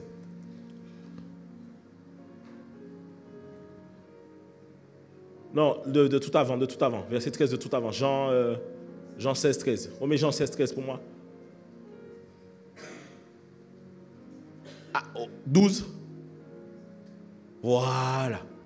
Il dit, j'ai encore beaucoup de choses à vous dire, mais vous ne pouvez pas les porter maintenant. Ça veut dire que Dieu a des choses des fois à te dire, mais tu ne peux pas le porter. Mais pourtant, c'est ce qu'il va te dire qui te permet de grandir en maturité. Mais Jésus leur dit, j'ai beaucoup de choses à vous dire, vous ne pouvez pas le porter maintenant. Maintenant, au verset 14, qu'est-ce qu'il dit? Quand le consolateur sera venu, il vous conduira dans la... Car il ne parlera pas mais il vous dira tout ce qu'il aura entendu et les choses à... Donc, ce qui vous permet de pouvoir entendre les choses que vous ne pouvez pas de base supporter, c'est le Saint-Esprit. C'est la raison pour laquelle les apôtres ont eu la capacité à rester avec Jésus, parce que quand Jésus leur a dit, il faut manger ma chair, boire mon sang, beaucoup ont fui, parce qu'ils ne pouvaient pas porter cela. Mais à un moment donné, Jésus dit, mais pourquoi vous restez? Et là, ils répondent, tu as les paroles de la vie, à qui irions-nous? Ça veut dire que les disciples étaient déjà arrivés à un niveau de maturité où certaines choses, quand on leur dit, ils peuvent le porter. La raison pour laquelle certains chrétiens sont scandalisés par des choses qui sont même bibliques, c'est qu'ils n'ont pas le Saint-Esprit en eux. Il y a certains chrétiens, tu leur dis des choses qui sont bibliques, ils sont scandalisés par ça. Mais c'est simplement, pas qu'ils n'ont pas le Saint-Esprit en eux, mais qu'ils n'ont pas cette relation avec le Saint-Esprit qui leur permet de pouvoir avoir un témoignage dans leur esprit, de savoir que ce que tu entends là, c'est de Dieu. Regardez, quand tu dis à quelqu'un, vous savez que ce que je prêche là, il y a plein d'endroits où les gens n'acceptent pas ça. Ma manière de prêcher là, il y a plein d'endroits où les gens n'acceptent pas ça. Quand je dis consacrez-vous, donnez tout à Dieu, donnez votre famille à Dieu, donnez votre mariage, donnez votre foyer, donnez votre... Il y a plein de gens qui n'acceptent pas ça. Ils aiment le fait de pouvoir dire, je fais ce que je veux quand je veux. Mais ils ne se rendent pas compte que ça fait de des chrétiens immatures parce qu'ils ne sont pas en capacité de porter le message du sacrifice de Jésus-Christ. Parce que si l'évangile a commencé avec le sacrifice de Jésus-Christ, nécessairement ceux qui croient en Christ doivent mener une vie de sacrifice. Est-ce que je parle à quelqu'un? C'est la raison pour laquelle tu as besoin du Saint-Esprit. Tu as besoin du Saint-Esprit. Donc quand tu partiras en mission, si ce n'est pas le Saint-Esprit que tu as, comment tu feras? J'aurais beau te donner des clés, clé 1, clé 2, clé 3, clé 4, mais quand tu es en face, quelle clé que tu appliques? Tu vois ce que je veux dire? Tu sais ce que je t'ai enseigné, mais quand tu es en face d'un cas, tu ne peux pas enseigner tout ce que je t'ai dit là. Si je te l'ai enseigné pendant 1 heure, là tu n'as que 2 minutes pour parler à quelqu'un. Donc tu ne peux pas prendre ce que je t'ai dit pendant 1 heure pour parler 2 minutes à quelqu'un. Tu dois avoir le Saint-Esprit qui te parle maintenant et qui commence à te dire, dis ça, dis ça, dis ça, dis ça. Parle comme ça, déclare ça. Est-ce que je parle à quelqu'un? Ah, c'est ça, c'est ça, c'est ça. C'est la raison pour laquelle, regardez, lorsque vous partez évangéliser, voici comme ça que ça se passe. Tu pars évangéliser. Tu arrives devant la personne, tu ne sais pas encore quoi dire. Tu te dis même, qu'est-ce que je vais dire? Et quand tu commences à dire bonjour à la personne, elle te parle naturellement, quelque chose monte en toi. Et tu commences à lui parler, tu commences à lui prêcher l'évangile. Elle te dit un truc. Et toi, pendant qu'elle te dit, tu sens que tu dois être sur tel sujet. Quand tu touches le sujet, la personne commence à fondre en larmes. Et tu commences à présenter Jésus-Christ comme seule solution pour sa vie. Alors, tu ne peux pas parler de toi-même. Tu dois parler de la part de Jésus. Est-ce qu'on est ensemble ou pas? Est-ce qu'on est ensemble? Non, tout à l'heure, quand je vous ai parlé du truc de Brian, tu sais, quand je vous parle comme ça, j'accomplis le verset de Romains qui dit « Je vous parle à la manière des hommes pour que vous puissiez comprendre ce que je dis. » Donc, quand je parle de choses comme ça, je parle de choses comme ça parce qu'il faut que certains, c'est pas vous tous, vous n'avez pas parti en mission demain. Donc, il faut que je vous donne des choses sur le Saint-Esprit qui vous permettent de l'appliquer dans votre quotidien. Maintenant, je veux parler pour vous qui voulez aller encore un peu plus loin. On est ensemble ou pas? I'm so sorry, mais je dois avancer. Quand je dois avancer, quand je suis comme ça, il faut me suivre très rapidement. Je sais que je parle vite. OK. Il dit ceci. Regarde, va dans Matthieu 10, 19. Matthieu 10, 19. Mets-moi le verset. On y va. Matthieu 10, 19. Il dit, mais quand on vous livrera, ne vous inquiétez ni de la manière dont vous parlerez, ni de ce que vous direz. Ce que vous aurez à dire vous sera donné à l'heure même. Ah là là là là là là là. C'est la raison pour laquelle tu n'arrives pas à gagner les gens de ta famille parce que tu comptes sur toi-même. Arrête de compter sur toi-même. Après, oui, même si tu as compté sur les Saint-Esprit, ils n'ont pas accepté. Passe à autre chose aussi, toi aussi. Il y a d'autres gens à gagner. Il y a d'autres gens aussi à gagner. Maintenant, tu dois comprendre une chose, c'est le Saint-Esprit qui met les paroles sur ta bouche. Des fois, tu veux parler trop vite, trop machin, tu veux trop montrer que tu connais. Non, écoute bien, sois attentif. En fait, quand tu fonctionnes avec le Saint-Esprit, c'est comme avec un sniper. Tu sais, si tu as jamais, en respect ou pas tirer Simon, mais si tu joues dans le jeu vidéo, ok? Quand tu joues un jeu vidéo, un FPS, ça te montre à peu près les choses, les réalités qu'il y a sur les trucs des snipers. Donc quand tu es un tireur d'élite, par exemple, il y a le fait que tu dois pouvoir déjà voir la distance, calculer la distance. Après la distance, il y a le vent. Et selon la distance, le vent, tu ne peux pas viser au centre. Tu dois bien mettre la lunette à un certain endroit. Mettre le viseur à un certain endroit. Mais malgré tout, quand un sniper est sur le point de viser, il retient sa respiration. Parce qu'il ne faut pas qu'il tremble, il ne faut pas qu'il bouge. C'est ce qu'on appelle une fenêtre de tir. Il y a un moment où on tire, il y a un moment où on ne tire pas. Et donc tu attends le moment et c'est fini, tout le monde à terre. C'est pareil avec le Saint-Esprit. Ce n'est pas tout de suite, on attend le bon moment. Et quand le moment arrive, le moment opportun, la Bible dit, lorsque Élie a confronté les prophètes de Baal, la Bible explique que les prophètes de Baal se sont saignés, ont invoqué leur Dieu, ils ont pour invoquer le feu, rien n'est venu. Mais la Bible précise, à un moment donné, que Élie, lui, est rentré en scène, mais pas tout de suite. La Bible dit, au moment de l'offrande, Élie commença lui-même à pouvoir invoquer l'Éternel. Parce qu'Élie savait que ce n'est pas tout le temps, il y a un moment là pour que Dieu puisse commencer à répondre. Parce que le défi que Élie leur lance, c'est le défi de celui qui fait tomber le feu sur le bois là qui est ici. Mais sauf que le feu ne vient consumer que l'offrande. Donc Élie savait qu'il y avait un moment opportun pour invoquer Dieu, pour que le feu descende à ce moment-là. Et si tu dois comprendre une chose, en fait, avec le Saint-Esprit, tu es dans le timing, tu es dans les bonnes choses. En fait, tu ne te presses pas et tu fais tout ce qui doit être fait en même temps au bon moment. Tu ne te brusques pas trop. Regardez, on vient voir Jésus, on dit à Jésus, Lazare est malade. Jésus ne vient pas. Lazare meurt. Jésus vient. On peut se dire, Jésus, tu n'es pas dans le bon timing. Il fallait venir plus tôt. Mais Jésus est venu t'enseigner que c'était le bon timing. Parce que si Lazare était malade, les gens vont dire, ah, il a juste guéri. Mais maintenant, les gens peuvent dire, ah, il a ressuscité. Alors voici des fois dans ta vie, tu as l'impression que Dieu n'est pas dans le bon timing. Parce que les choses sont graves. Mais Dieu, comme Lazare, attend d'abord que tu meurs. Parce que si tu guéris dans la maladie, les gens diront, d'autres ont déjà guéri. Mais si tu ressuscites, les gens diront, il n'y a que Dieu qui est capable de faire ça. Donc, des fois, Dieu aime ce truc-là où les choses empirent dans ta vie. Dieu ne vient pas tout de suite. Parce que ici, ils viennent au départ, il y a d'autres gens qui se sont déjà sortis là-dedans. Dieu vient au moment où tout le monde à l'unanime est en train de dire c'est dead, c'est mort, on ne peut plus rien faire. Et tu arrives au dernier moment et là il te ramène à la vie. Tout le monde en mode non, si ce n'est pas Dieu, c'est personne d'autre. C'est-à-dire qu'il faut que tout le monde à l'unanimité puisse dire bouche bée. Il n'y a que Dieu qui a pu intervenir dans cette situation-là. On peut avancer. Il t'inspirera quoi dire. Il te parlera. Les amis, vous ne pouvez pas faire ce que vous faites sans le Saint-Esprit. Quand vous prêchez un message que les gens doivent entendre, que le Saint-Esprit vous donne, vous sentez qu'il y a une nourriture qui tombe à l'intérieur de vous. Une fois, ça m'est arrivé d'aller dans un endroit. Je devais prêcher 2 fois. Le premier message arrive. Les amis, je prêche. C'est-à-dire que, tu sais les moments où je prêche, genre, je fais un programme spécial et tu sais que là, je vais prêcher là. C'est-à-dire que tu sais que là, je prêche. Et je sais que j'ai des atouts là-dedans, tu vois. C'est un bon prédicateur quand même, tu vois. Oui. Non, même si tu ne me dis pas, je sais. Hein. Tu vois, il faut connaître sa force. Donc, tu vois, quand on m'avait fait appel à moi, je me suis dit que là, je vais dégainer tout le truc du prédicateur en moi. Guys, j'ai prêché un message. Révélation sur révélation. Je gaspille tout le monde dans la salle. La salle est debout. Mais alors que tout le monde est en train de gaspiller, je sens le Saint-Esprit qui me dit, tu as tapé poteau. Donc tous les hommes m'acclament. Mais je sens le Saint-Esprit qui me dit, ton message est bon, mais il n'est pas parfait. Je vous explique c'est quoi la différence entre un message bon et parfait. Un message bon, c'est un message où tu prêches l'évangile, tu prêches la Bible, d'accord? Mais c'est parce que Dieu voulait dire maintenant. Le message parfait, c'est quand tu prêches l'évangile, mais la portion de l'évangile que Dieu veut dire maintenant. Entre les 2 services, je viens, je dis Saint-Esprit, pardon, je ne vais pas faire sans toi au deuxième.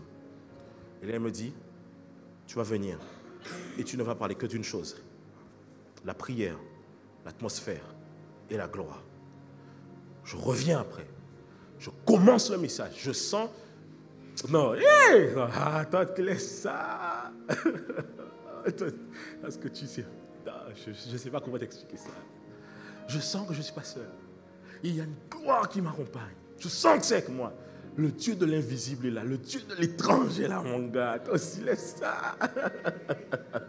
Toi, tu ne sais pas comment ça m'enjaille, c'est pour ça. Ça ne t'enjaille pas parce que tu ne vois pas. On peut être au même endroit, on ne voit pas la même chose. Donc, je suis là, mais je sens que je ne suis pas là. Le Dieu de l'étrange. Et je sais que écoutez, la chose pour laquelle je suis controversé, c'est que je sais que dans ma manière d'agir, des fois, je suis étrange. Il y a un moment où tu me regardes, tu dis que, hé, pasteur, ça va? Tu vois ou pas?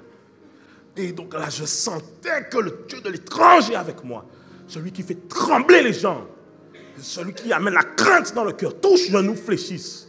Je sens sa gloire avec moi. Et je commence à prêcher. Et là, les gens sont saisis de l'esprit. Dans toutes les salles, les gens sont en train d'être saisis de l'esprit. Non, là, et quand c'est comme ça, je sens que c'est mon moment. Je cogne. Je suis dedans, je dis cogne. Je dis oui, Saint-Esprit, on y va, on cogne. Et là, les gens sont convaincus, sont saisis, les gens reçoivent. À un moment donné, on passe au temps de ministère. Quand on passe au temps de ministère, les gens, écoutez, c'était une église de 2500 personnes. Les gens de l'autre côté sont saisis. Les gens derrière sont saisis. Le pasteur lui-même sort, va regarder de l'autre côté. Qu'est-ce qui est en train de se passer? Il y a une gloire. Pourquoi? Parce que là, il y a une différence entre servir Dieu et servir avec Dieu. Lorsque vous mettez Dieu de votre côté, il y a quelque chose qui vous accompagne, il y a une puissance qui vous accompagne. Je ne parle pas de moi-même. C'est comme ça qu'en fait, c'est ce qui fait que les gens craignent après de l'homme de Dieu. Parce qu'en fait, ils ne voient plus l'homme de Dieu. Ils voient le Dieu de l'homme de Dieu. Guys, que le Saint-Esprit vous accompagne, que l'Esprit de Dieu vous accompagne, que le Très-Haut vous accompagne, qu'il soit avec vous en 2024 et qu'il vous accompagne dans tout ce que vous devez entreprendre dans le nom de Jésus.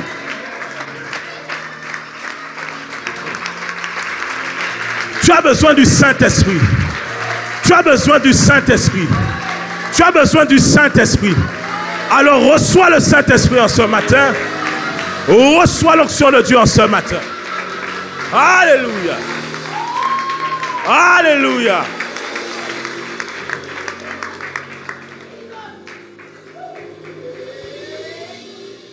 Le Saint-Esprit vient changer les gens. C'est ainsi qu'il dit, quand je vous donne le verset, l'Esprit de l'Éternel te saisira et tu seras changeant de notre homme. C'est le Saint-Esprit. C'est le Saint-Esprit qui est venu et qui l'a changé, qui l'a transformé, Lorsque le Saint-Esprit est toi, c'est différent. Ah, you don't fear. Tu n'as pas peur, tu ne crains rien, parce que tu sais que le Saint-Esprit est avec toi et tu sens, en fait, il met une calme à l'intérieur de toi. Il y a un truc qui change. Tu sais, there is a peace in you. Il y a une paix en toi qui fait que, c'est comme si on sent qu'on ne peut pas blaguer avec toi. Tu sais, c'est pas qu'on ne va pas essayer, mais on sent quand même que même si on essaye, on ne peut pas blaguer avec toi. Parce que le Saint-Esprit est à l'intérieur de toi.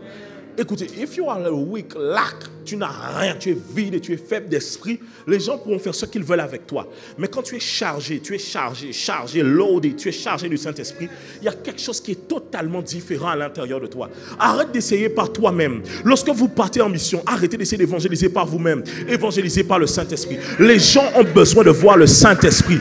Lorsque vous imposez les mains aux malades, n'imposez pas par vous-même, mais que ce soit le Saint-Esprit qui fasse par vous-même.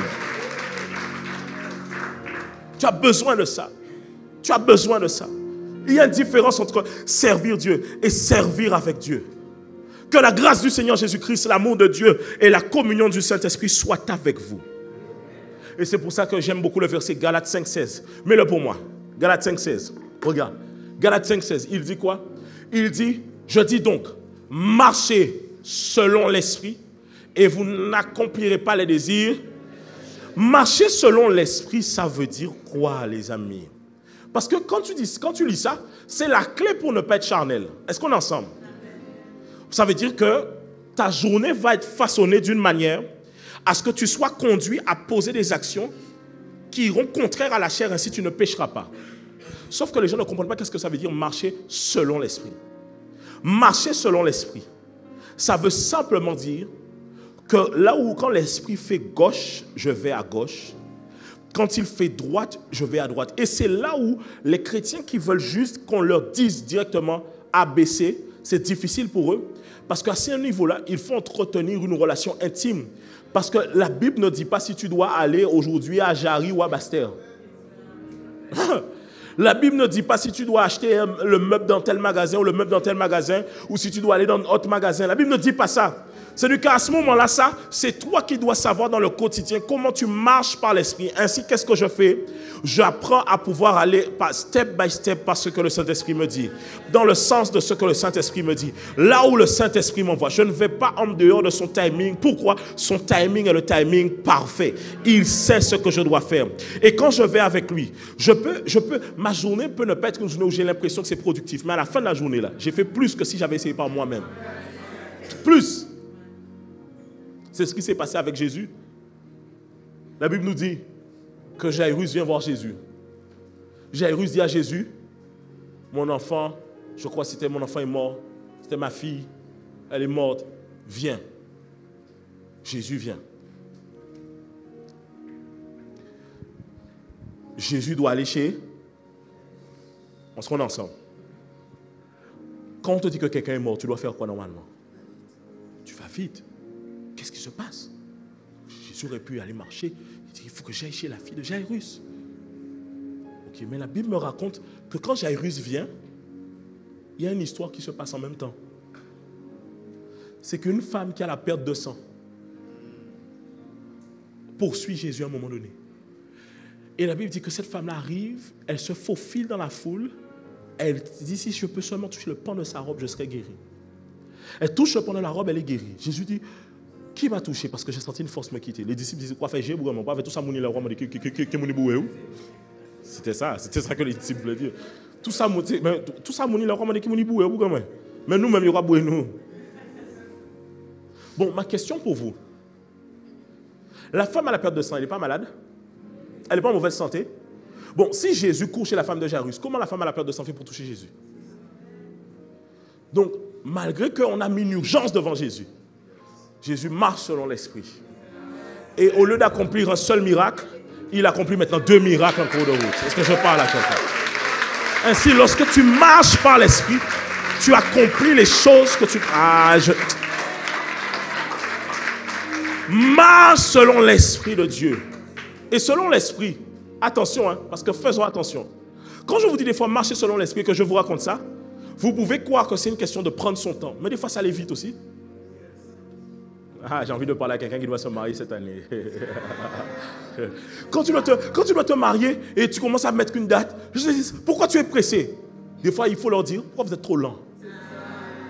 Ce n'est pas moi qui suis pressé, parce que moi, je fais le timing de l'esprit. Les gens aiment toujours dire, il ne faut pas bousculer les choses. Oui, mais il ne faut pas aussi les mettre lentement aussi non plus. Il faut être dans le timing, dans l'esprit. En fait, le problème, pour savoir si je fais les choses dans le temps imparti, il faut juste que je connaisse le temps de Dieu. Je connaisse le temps que Dieu a marqué pour moi. Le temps de Dieu n'est pas le temps des hommes. Ainsi, des fois, les hommes sont scandalisés par une rapidité alors que c'est ce que Dieu a prévu. Et des fois, les gens sont scandalisés par une lenteur alors que c'est ce que Dieu a prévu. Soit selon ce que Dieu a prévu pour toi, soit selon ce que Dieu a déclaré pour toi. Est-ce que je parle à quelqu'un? Dis avec moi, marche selon l'esprit. Mais vous allez voir hein, que la marche selon l'esprit ferme aussi les portes. Acte 16, 6 à 7. Regardez, acte 16, 6 à 7. Regardez ce qu'il dit. Regardez ce qu'il dit. Il dit quoi? Acte 16.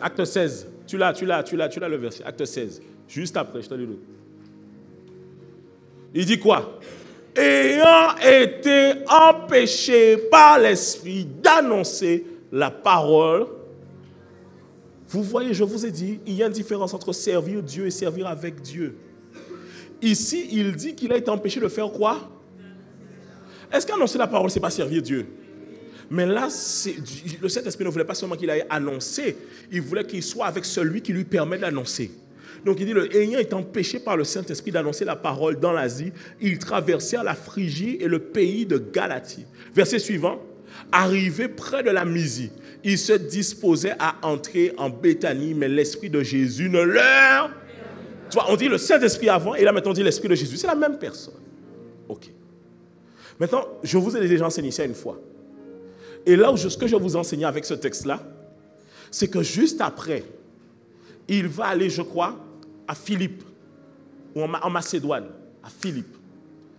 Et c'est là qu'il va rencontrer, je crois, que ce soit Timothée, je crois. Et c'est là aussi qu'il rencontrera une femme du nom de Lydie.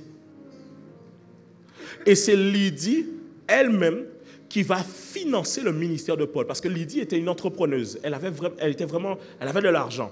Et c'est elle qui va financer les voyages missionnaires de Paul. Imaginez si le gars avait été en Asie, il n'avait pas été là où le Saint-Esprit l'envoyait. Plusieurs fois, la Bible dit que Paul eut des visions, des fois que le Saint-Esprit lui dit, va, reçois-les, reçois-tel, reçois-tel. Pierre a eu une vision où il voit, même Corneille a eu une vision, il lui a dit, qui doit aller voir pour pouvoir recevoir Jésus-Christ dans leur famille? Le Saint-Esprit parle. Des fois, les amis, écoutez, certains songes que vous avez, c'est juste le Saint-Esprit qui vous image ce qu'il veut vous dire. Il parle. Dis à ton voisin, il parle. Lui, il parle. Donc Dieu peut fermer des portes. Mais quand il les ferme, c'est parce qu'il a quelque chose de plus grand prévu pour nous. Regardez. Ensuite, l'apôtre Paul dit ceci. Éphésiens 5, 18. Éphésiens 5, 18. Il dit quoi? Est-ce que vous pouvez m'aider à lire? 1, 2, 3.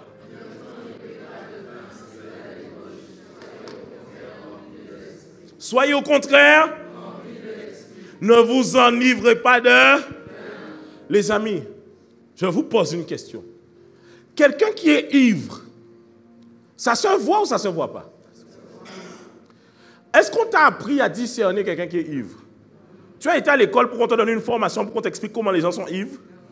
Même tes enfants, ils peuvent te dire, maman, le monsieur, il a bu, hein? Papa, pourquoi? Parce qu'en fait, quand quelqu'un est ivre, qu'est-ce qui se passe? Il titube. C'est-à-dire que sa marche est imprévisible. Tu ne sais pas ce qu'il fera. C'est la raison pour laquelle on va vous changer de trottoir. Tu ne sais pas ce qu'il fera. Il est... Ok, mais la Bible me dit que l'Esprit de Dieu est comme le vent. On ne sait où il vient et on ne sait où il va. Donc quand tu es enivré de l'Esprit, ta marche n'est pas la marche des hommes, mais elle est une marche imprévisible. Et donc des fois, tu sais, quand tu titubes, tu viens, tu avances et puis hop, tu peux reculer comme ça. Et les gens pensent que tu fais rien, mais ils ne voient pas en fait que c'est comme ça que tu es en train d'avancer et que tu es en train d'aller vers ce que Dieu a prévu. Est-ce qu'on est ensemble ou pas?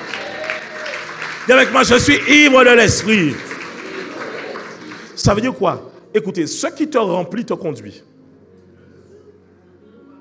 Ce qui te remplit te conduit.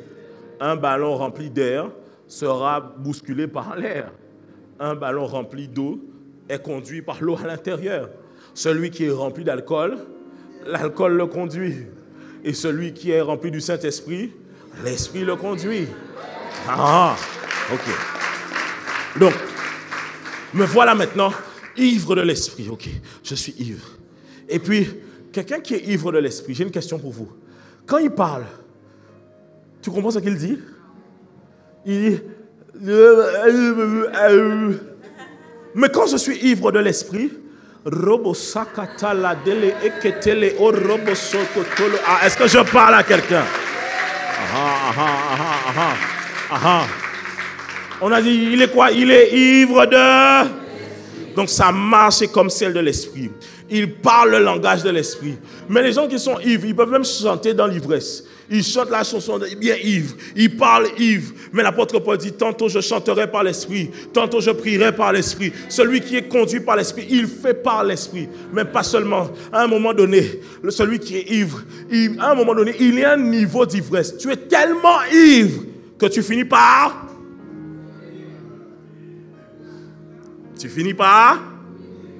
Après cela, je répandrai mon esprit sur toute chair. Vos fils et vos filles prophétiseront. Lorsque je suis ivre de l'esprit, je finis par vomir ce que le Saint-Esprit a déclaré sur la vie des gens. Je finis par vomir ce que Dieu a dit sur la vie des gens. Sois ivre du Saint-Esprit. Il y a des gens qui sont ivres. Il y a des gens qui sont tchad, ils sont stone, ils fument, ils ont besoin d'être de ça pour être high. La seule chose que tu as besoin d'être high, c'est high spirit, Holy Spirit. C'est la seule chose que tu as besoin. C'est la seule chose. La seule chose dont tu as besoin. Ah. Il cherche à être... Regarde, toi-même, tu n'as pas besoin de beaucoup. Toi-même, tu es joyeux. Tu n'as pas besoin de beaucoup. Quand le Saint-Esprit est là, tu te sens rempli. Tu dis, ouf, I feel good. Est-ce que je parle à quelqu'un? Et comment je peux faire pour être conduit tout le temps par le Saint-Esprit, pour marcher par lui, ok? Comment je peux faire? Il faut que je puisse comprendre, et je l'ai vu cette semaine avec vous, que c'est mon Seigneur.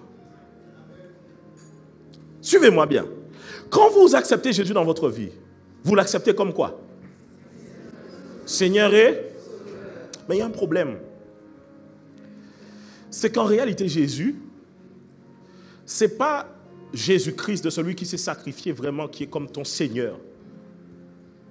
Jésus, lui, tu as de la facilité à vous allez comprendre pourquoi les gens ont de la facilité à accepter Jésus, mais moi, c'est le Saint-Esprit.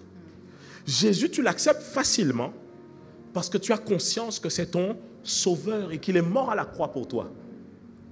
Mais Jésus, il est où maintenant? Assis où? À la droite du Père. Mais qui est avec toi ici? Donc s'il y a quelqu'un qui te conduit, c'est... Et la Bible nous le dit, mets-moi le verset, je crois que c'est 2 Corinthiens, 1 Corinthiens, mets-moi, il dit quoi? Or le Seigneur, et là où est l'Esprit du Seigneur, ça veut dire qu'en réalité, pour pouvoir accepter la dimension de Seigneur, c'est le Saint-Esprit que je dois accepter dans ma vie. Tant que je ne comprends pas la dimension du Saint-Esprit au quotidien, je n'ai pas de Seigneur. Parce que le Seigneur, c'est lui qui me dicte quelle chose. Un Seigneur, il règne. Et il déclare les choses et assujettit les choses. Ça veut dire que quand je dis que c'est un Seigneur, ça veut dire qu'un Seigneur a une propriété. Donc si c'est mon Seigneur, je suis sa propriété. Sauf que la Bible nous explique ici que le Seigneur, c'est l'Esprit, son Esprit à lui. Donc en fait, il faut que j'ai quelqu'un au quotidien avec moi qui m'aide à justement à mettre mes pas et à marcher dans une certaine direction. Et c'est qui m'aide à ça? C'est le Saint-Esprit. Donc, je ne peux pas... La raison pour laquelle la plupart des chrétiens ne mènent pas une vie de dévotion et d'obéissance à Dieu, c'est qu'ils n'ont pas encore compris leur relation intime avec le Saint-Esprit. Dès lors que tu commences à devenir intime avec le Saint-Esprit, tu ne peux plus mener une vie d'obéissance parce que tu sens à chaque fois quand tu l'attristes. C'est la raison pour laquelle, regarde, tu peux blasphémer contre Christ, ça ne fait rien. Blasphémer contre Dieu, ça ne fait rien. Mais le blasphème contre le Saint-Esprit, ça c'est autre chose. Parce qu'en fait, le Saint-Esprit avec toi, il parle dans ta conscience. Il parle dans ton esprit. Donc c'est lui qui a la capacité de te dire fais A, fais B, fais A, fais B. Mais ça doit être en adéquation avec sa parole. Je tiens à le dire. Parce que souvent les gens disent j'ai eu telle révélation. Sauf que la Bible m'enseigne qu'il n'y a pas que l'esprit qui révèle. Parce que lorsque Jésus demande, qui dites-vous que je suis? Et Pierre répond, tu es le Christ. Et Jésus répond à Pierre, cette révélation que tu as, ce n'est pas la chair et le sang qui te l'a révélé, mais c'est mon Père qui est dans les cieux. Ce qui veut dire que la chair et le sang ont une capacité de révéler des choses aux hommes. La chair dans la logique, le sang dans les émotions. Parce que la Bible me dit dans le livre de Lévitique que la chair de toute âme, l'âme de toute âme est dans son sang. Cela veut dire que ta chair, ton âme ont la capacité de te donner des révélations. Mais les révélations de l'âme ne sont qu'émotions. Et les révélations de la chair ne sont que la logique. Sauf que la révélation de l'esprit voit au-delà de ce que les yeux voient. Ainsi, les uns disaient de Jésus, il est un prophète. C'est la révélation de certaines personnes. Les uns disaient de Jésus, il est Jean-Baptiste, il est Élie qui devait venir. Mais en réalité, la révélation était plus profonde, elle venait du Père. C'est le Fils, mon bien-aimé. Est-ce qu'on est ensemble jusque-là? Donc tu as besoin de pouvoir faire quoi? Comprendre la voix du Saint-Esprit. Dans la vie de tout chrétien, il y a plusieurs voix qui parlent. Ta chair te parle. Ton âme te parle. Le monde te parle. Le diable te parle. Et le royaume de Dieu te parle. Mais parmi tout ça, il faut réussir à entendre le royaume de Dieu. Quand je dis le royaume de Dieu, je parle du Saint-Esprit et de ses anges. Ils te parlent. Les anges, on parlera de ça une prochaine fois. Ils te parlent. Tu dois donc discerner quelle est la voix du Saint-Esprit. Et la voix du Saint-Esprit ne se contredit pas avec sa parole. Puisque la parole, c'est le même terme utilisé pour souffle. Et souffle, c'est le même terme utilisé pour esprit. Donc la parole de Dieu et l'esprit de Dieu, c'est la même chose. Donc quand le Saint-Esprit te parle, il ne peut pas aller en inadéquation avec sa parole.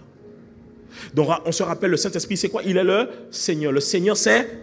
On était au verset 17. Mets-moi le verset 18. Nous tous, qui le visage découvert, contemplons comme dans un miroir la gloire du Seigneur. Nous sommes transformés en quoi? En la même, on devient comme lui. Et il dit, comme par le Seigneur l'Esprit. Cela veut dire que si tu veux te soumettre à Dieu, tu dois te soumettre au Saint-Esprit. Tu sais, certains, vous êtes des fois dans des situations problématiques. Parfois professionnellement, mais parfois même dans vos relations. Parfois même dans votre service aussi. Mais vous savez que c'est vous-même qui vous êtes mis dedans. Parce que le Saint-Esprit t'avait prévenu. Il te dit, ne fais pas ça. Te voilà maintenant dans des situations. Pour t'en sortir, comment tu fais? Comment tu fais pour t'en sortir? Le Saint-Esprit te prévient, mais toi, comment? Si tu n'écoutes pas, comment tu feras? C'est la raison pour laquelle l'atout majeur, c'est le Saint-Esprit.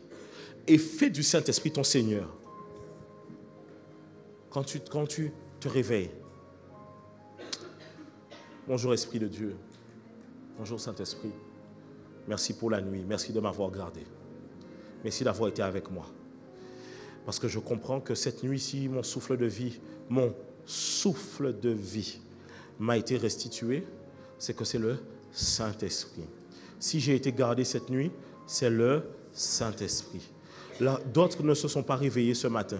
Mais moi, je suis là, donc c'est la grâce du Saint-Esprit. Alors, Saint-Esprit, conduis ma journée. Qu'est-ce que tu veux que je fasse? Je dois faire telle chose au travail. Dis-moi sur quel sujet je dois aller. Parce qu'il faut que, absolument, quand je parle, les gens sentent qu'il y a quelque chose de différent dans ce que je fais. Quand je vais faire le gâteau, là, fais-moi savoir quel peut-être ingrédient je peux rajouter dans ma recette pour que le gâteau ne passe pas inaperçu. Il faut que quand on goûte ça, on sente qu'il y a un truc nouveau dedans. Il faut que dans mon travail, on sente que quand c'est moi qui fais, il y a un truc nouveau dedans.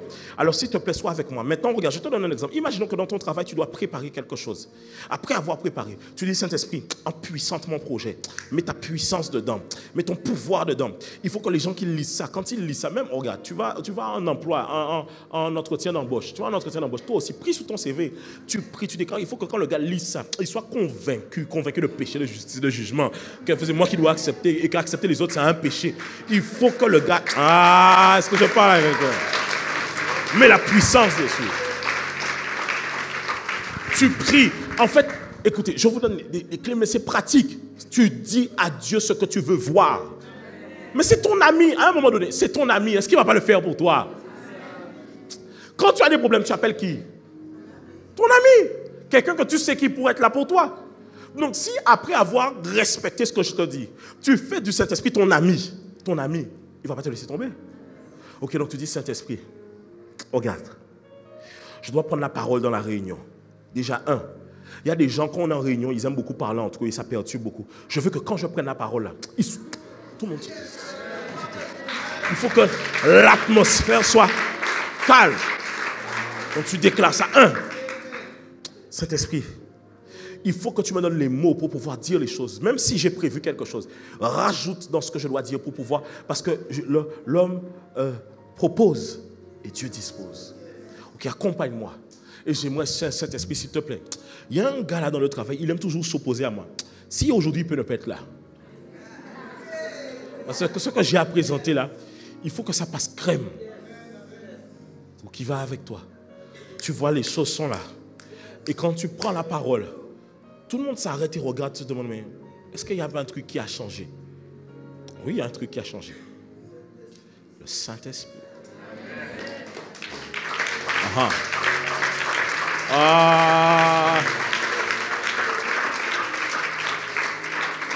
Est-ce que je peux parler à une femme ce matin? Tu veux te marier et tu mets beaucoup le make-up, mais malgré le make-up, on ne te voit pas. Parce que ce n'est ni par la force, ni par là, ni par le make-up, mais par mon esprit. Ok, Seigneur, j'ai été dans beaucoup de magasins, beaucoup de marques. J'ai pris beaucoup d'huile de beauté, mais il y a une huile fraîche qui sort du ciel qui peut transfigurer mon visage. Alors, Saint-Esprit, embellis-moi maintenant. Oui. Oui. Écoutez, tu sais, il y a des gens qui sont beaux de traits de visage, mais tu n'as pas l'impression qu'ils sont beaux. Et tu as des gens qui n'ont pas forcément des beaux traits de visage, mais tu as l'impression qu'ils sont beaux. Tu vois ou pas? Alors tu dois pouvoir dire, Saint-Esprit, transforme-moi, change-moi. Comme Jésus qui a été à la montagne de la transfiguration, mets de l'éclat sur mon visage. Oui. Il faut que quand le frère me voit, il soit convaincu que s'il accepte d'autres, c'est le péché. Et que moi, je suis la révélation. En fait, le truc, c'est que tu parles tellement peu au Saint-Esprit qu'il parle peu de toi.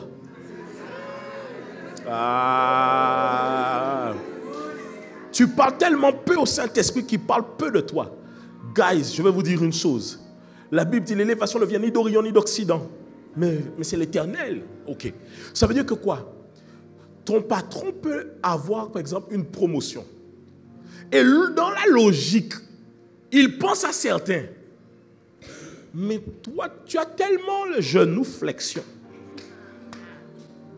que tu dis à Dieu, Saint-Esprit, non, il faut que tu ailles dans les rêves de mon patron. Comme tu as parlé à Nebuchadnezzar, comme tu as parlé à Pharaon, parle dans son rêve. Et que quand il voit quelqu'un, c'est mon visage qu'on voit. Il faut que tu l'harcèles avec moi. Moi, je resterai en retrait, mais qu'il faut que toi-même, tu viennes me chercher. Parce que regarde, écoutez, l'intimité est la clé qui fait sortir de la bergerie. Parce que c'est l'intimité que David avait avec Dieu qui fait que sans être dans la royauté, dans le royaume, on a pensé à lui pour le faire rentrer au château. On a eu une idée de se dire, il y a un homme qu'on connaît, le fils d'Isaïe qui est là-bas. Parle beaucoup plus à Dieu dans le secret et Dieu parlera de toi aux hommes en public.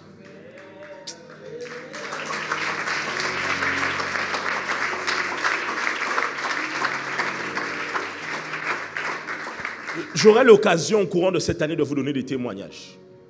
Je vous raconterai des témoignages où vrai. Je ne fais que faire des fois ce que le Saint-Esprit me demande de faire. Histoire. La première fois où je rencontre mon mentor, c'est sur un coup de tête, le gars aux États-Unis, Jonathan Schultz. On était au mariage on devait aller à un programme, ma femme et moi.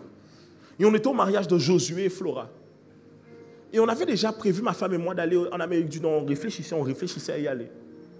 Et qu'on finit le programme, on finit le mariage. Le mariage est à 11h. On le finit vers midi et demi, 13h. Je dis à ma femme, on part au Canada. Ma femme me dit, on n'a pas fait les valises.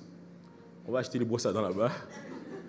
Je lui dis, on rentre, on a très peu de temps. On prend juste 2-3 trucs. On prend, on y va. Mais moi, je ne sais pas pourquoi j'y suis, mais je sentais que je devais y aller. Je suis avec un ami, il me dit, frangin, j'ai besoin d'aller à un programme d'un homme de Dieu qui est là. Je voyais qu'il partageait des fois des trucs. Je disais, ok, si tu veux, on y va. Je vais avec lui. Et moi, en fait, ça faisait longtemps qu'il y a un homme de Dieu aux États-Unis que je cherchais à être connecté à son onction. Ok? Mais ça me paraissait un peu lointain. Je connaissais des fils à lui en France, mais je ne sentais pas les choses par là. Quand je vais au programme, le gars commence à prêcher et il dit, My Father in the Lord, et il cite l'homme de Dieu que moi je voulais avoir. Donc il dit, mon Père dans le Seigneur, tel, et il cite l'homme de Dieu avec qui je vais être connecté. J'ai dit, quoi? J'ai dit, lui là. Je me suis connecté à lui, il a prié pour moi. J'ai senti un truc a changé à l'intérieur de moi, vrai. Je suis rentré, j'ai prêché le message, que fais-tu encore là? Le message là. C'est que quand tu écoutes le message, toi tu es énervé. Tu dis, pasteur, tu m'as énervé. Parce qu'on m'a énervé là-bas aussi. On m'a beaucoup énervé. Et beaucoup de fois dans ma vie, c'est comme ça que ça se fait. En fait, je sens qu'il me dit, fais ça. Et je sens que si je ne le fais pas, il y a un truc qu'on va passer à côté. Il y a un truc qu'on va rater. Et à chaque fois que je le fais, des fois ça paraît le goût. On peut croire que j'aime le goût du risque. On peut croire ça. Mais ce n'est pas que j'aime le goût du risque. Parce que moi-même, il ne faut pas croire même quand on va battre derrière. Mais je me dis, tu m'as déjà montré que tu es capable de le faire. Et je me rappelle au début de notre mariage, ma femme, elle était toujours stressée avec moi. Tout départ. Parce qu'elle me dit, mais on ne sait jamais avec toi, on ne sait jamais. Je dis, mais c'est pas qu'on ne sait jamais, mais même moi, je ne sais pas. Mais moi, je ne sais pas. C'est juste que je fais qu'à un moment donné dire que je peux être légèrement réfléchi, on va faire ça. Ce n'est pas qu'on va le faire. C'est juste que, ce n'est pas que j'avais prévu. Celui qui m'a envoyé m'a parlé.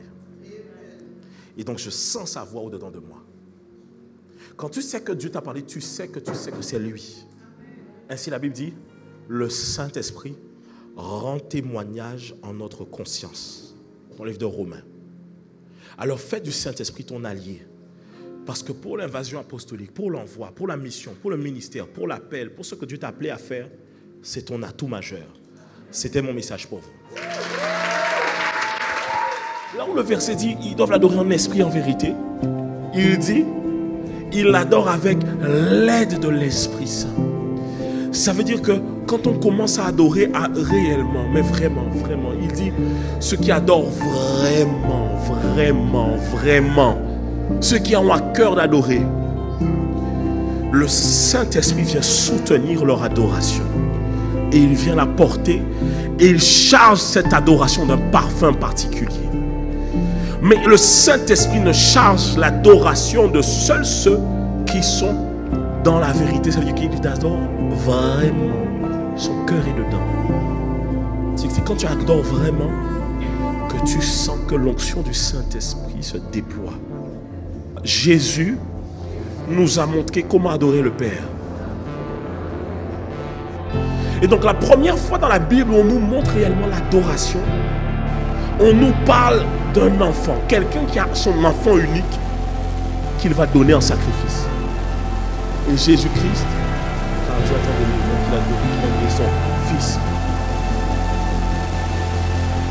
Et donc Jésus nous a montré comment adorer, à quel moment? À la croix. Ça veut dire que l'adoration, c'est un sacrifice vivant.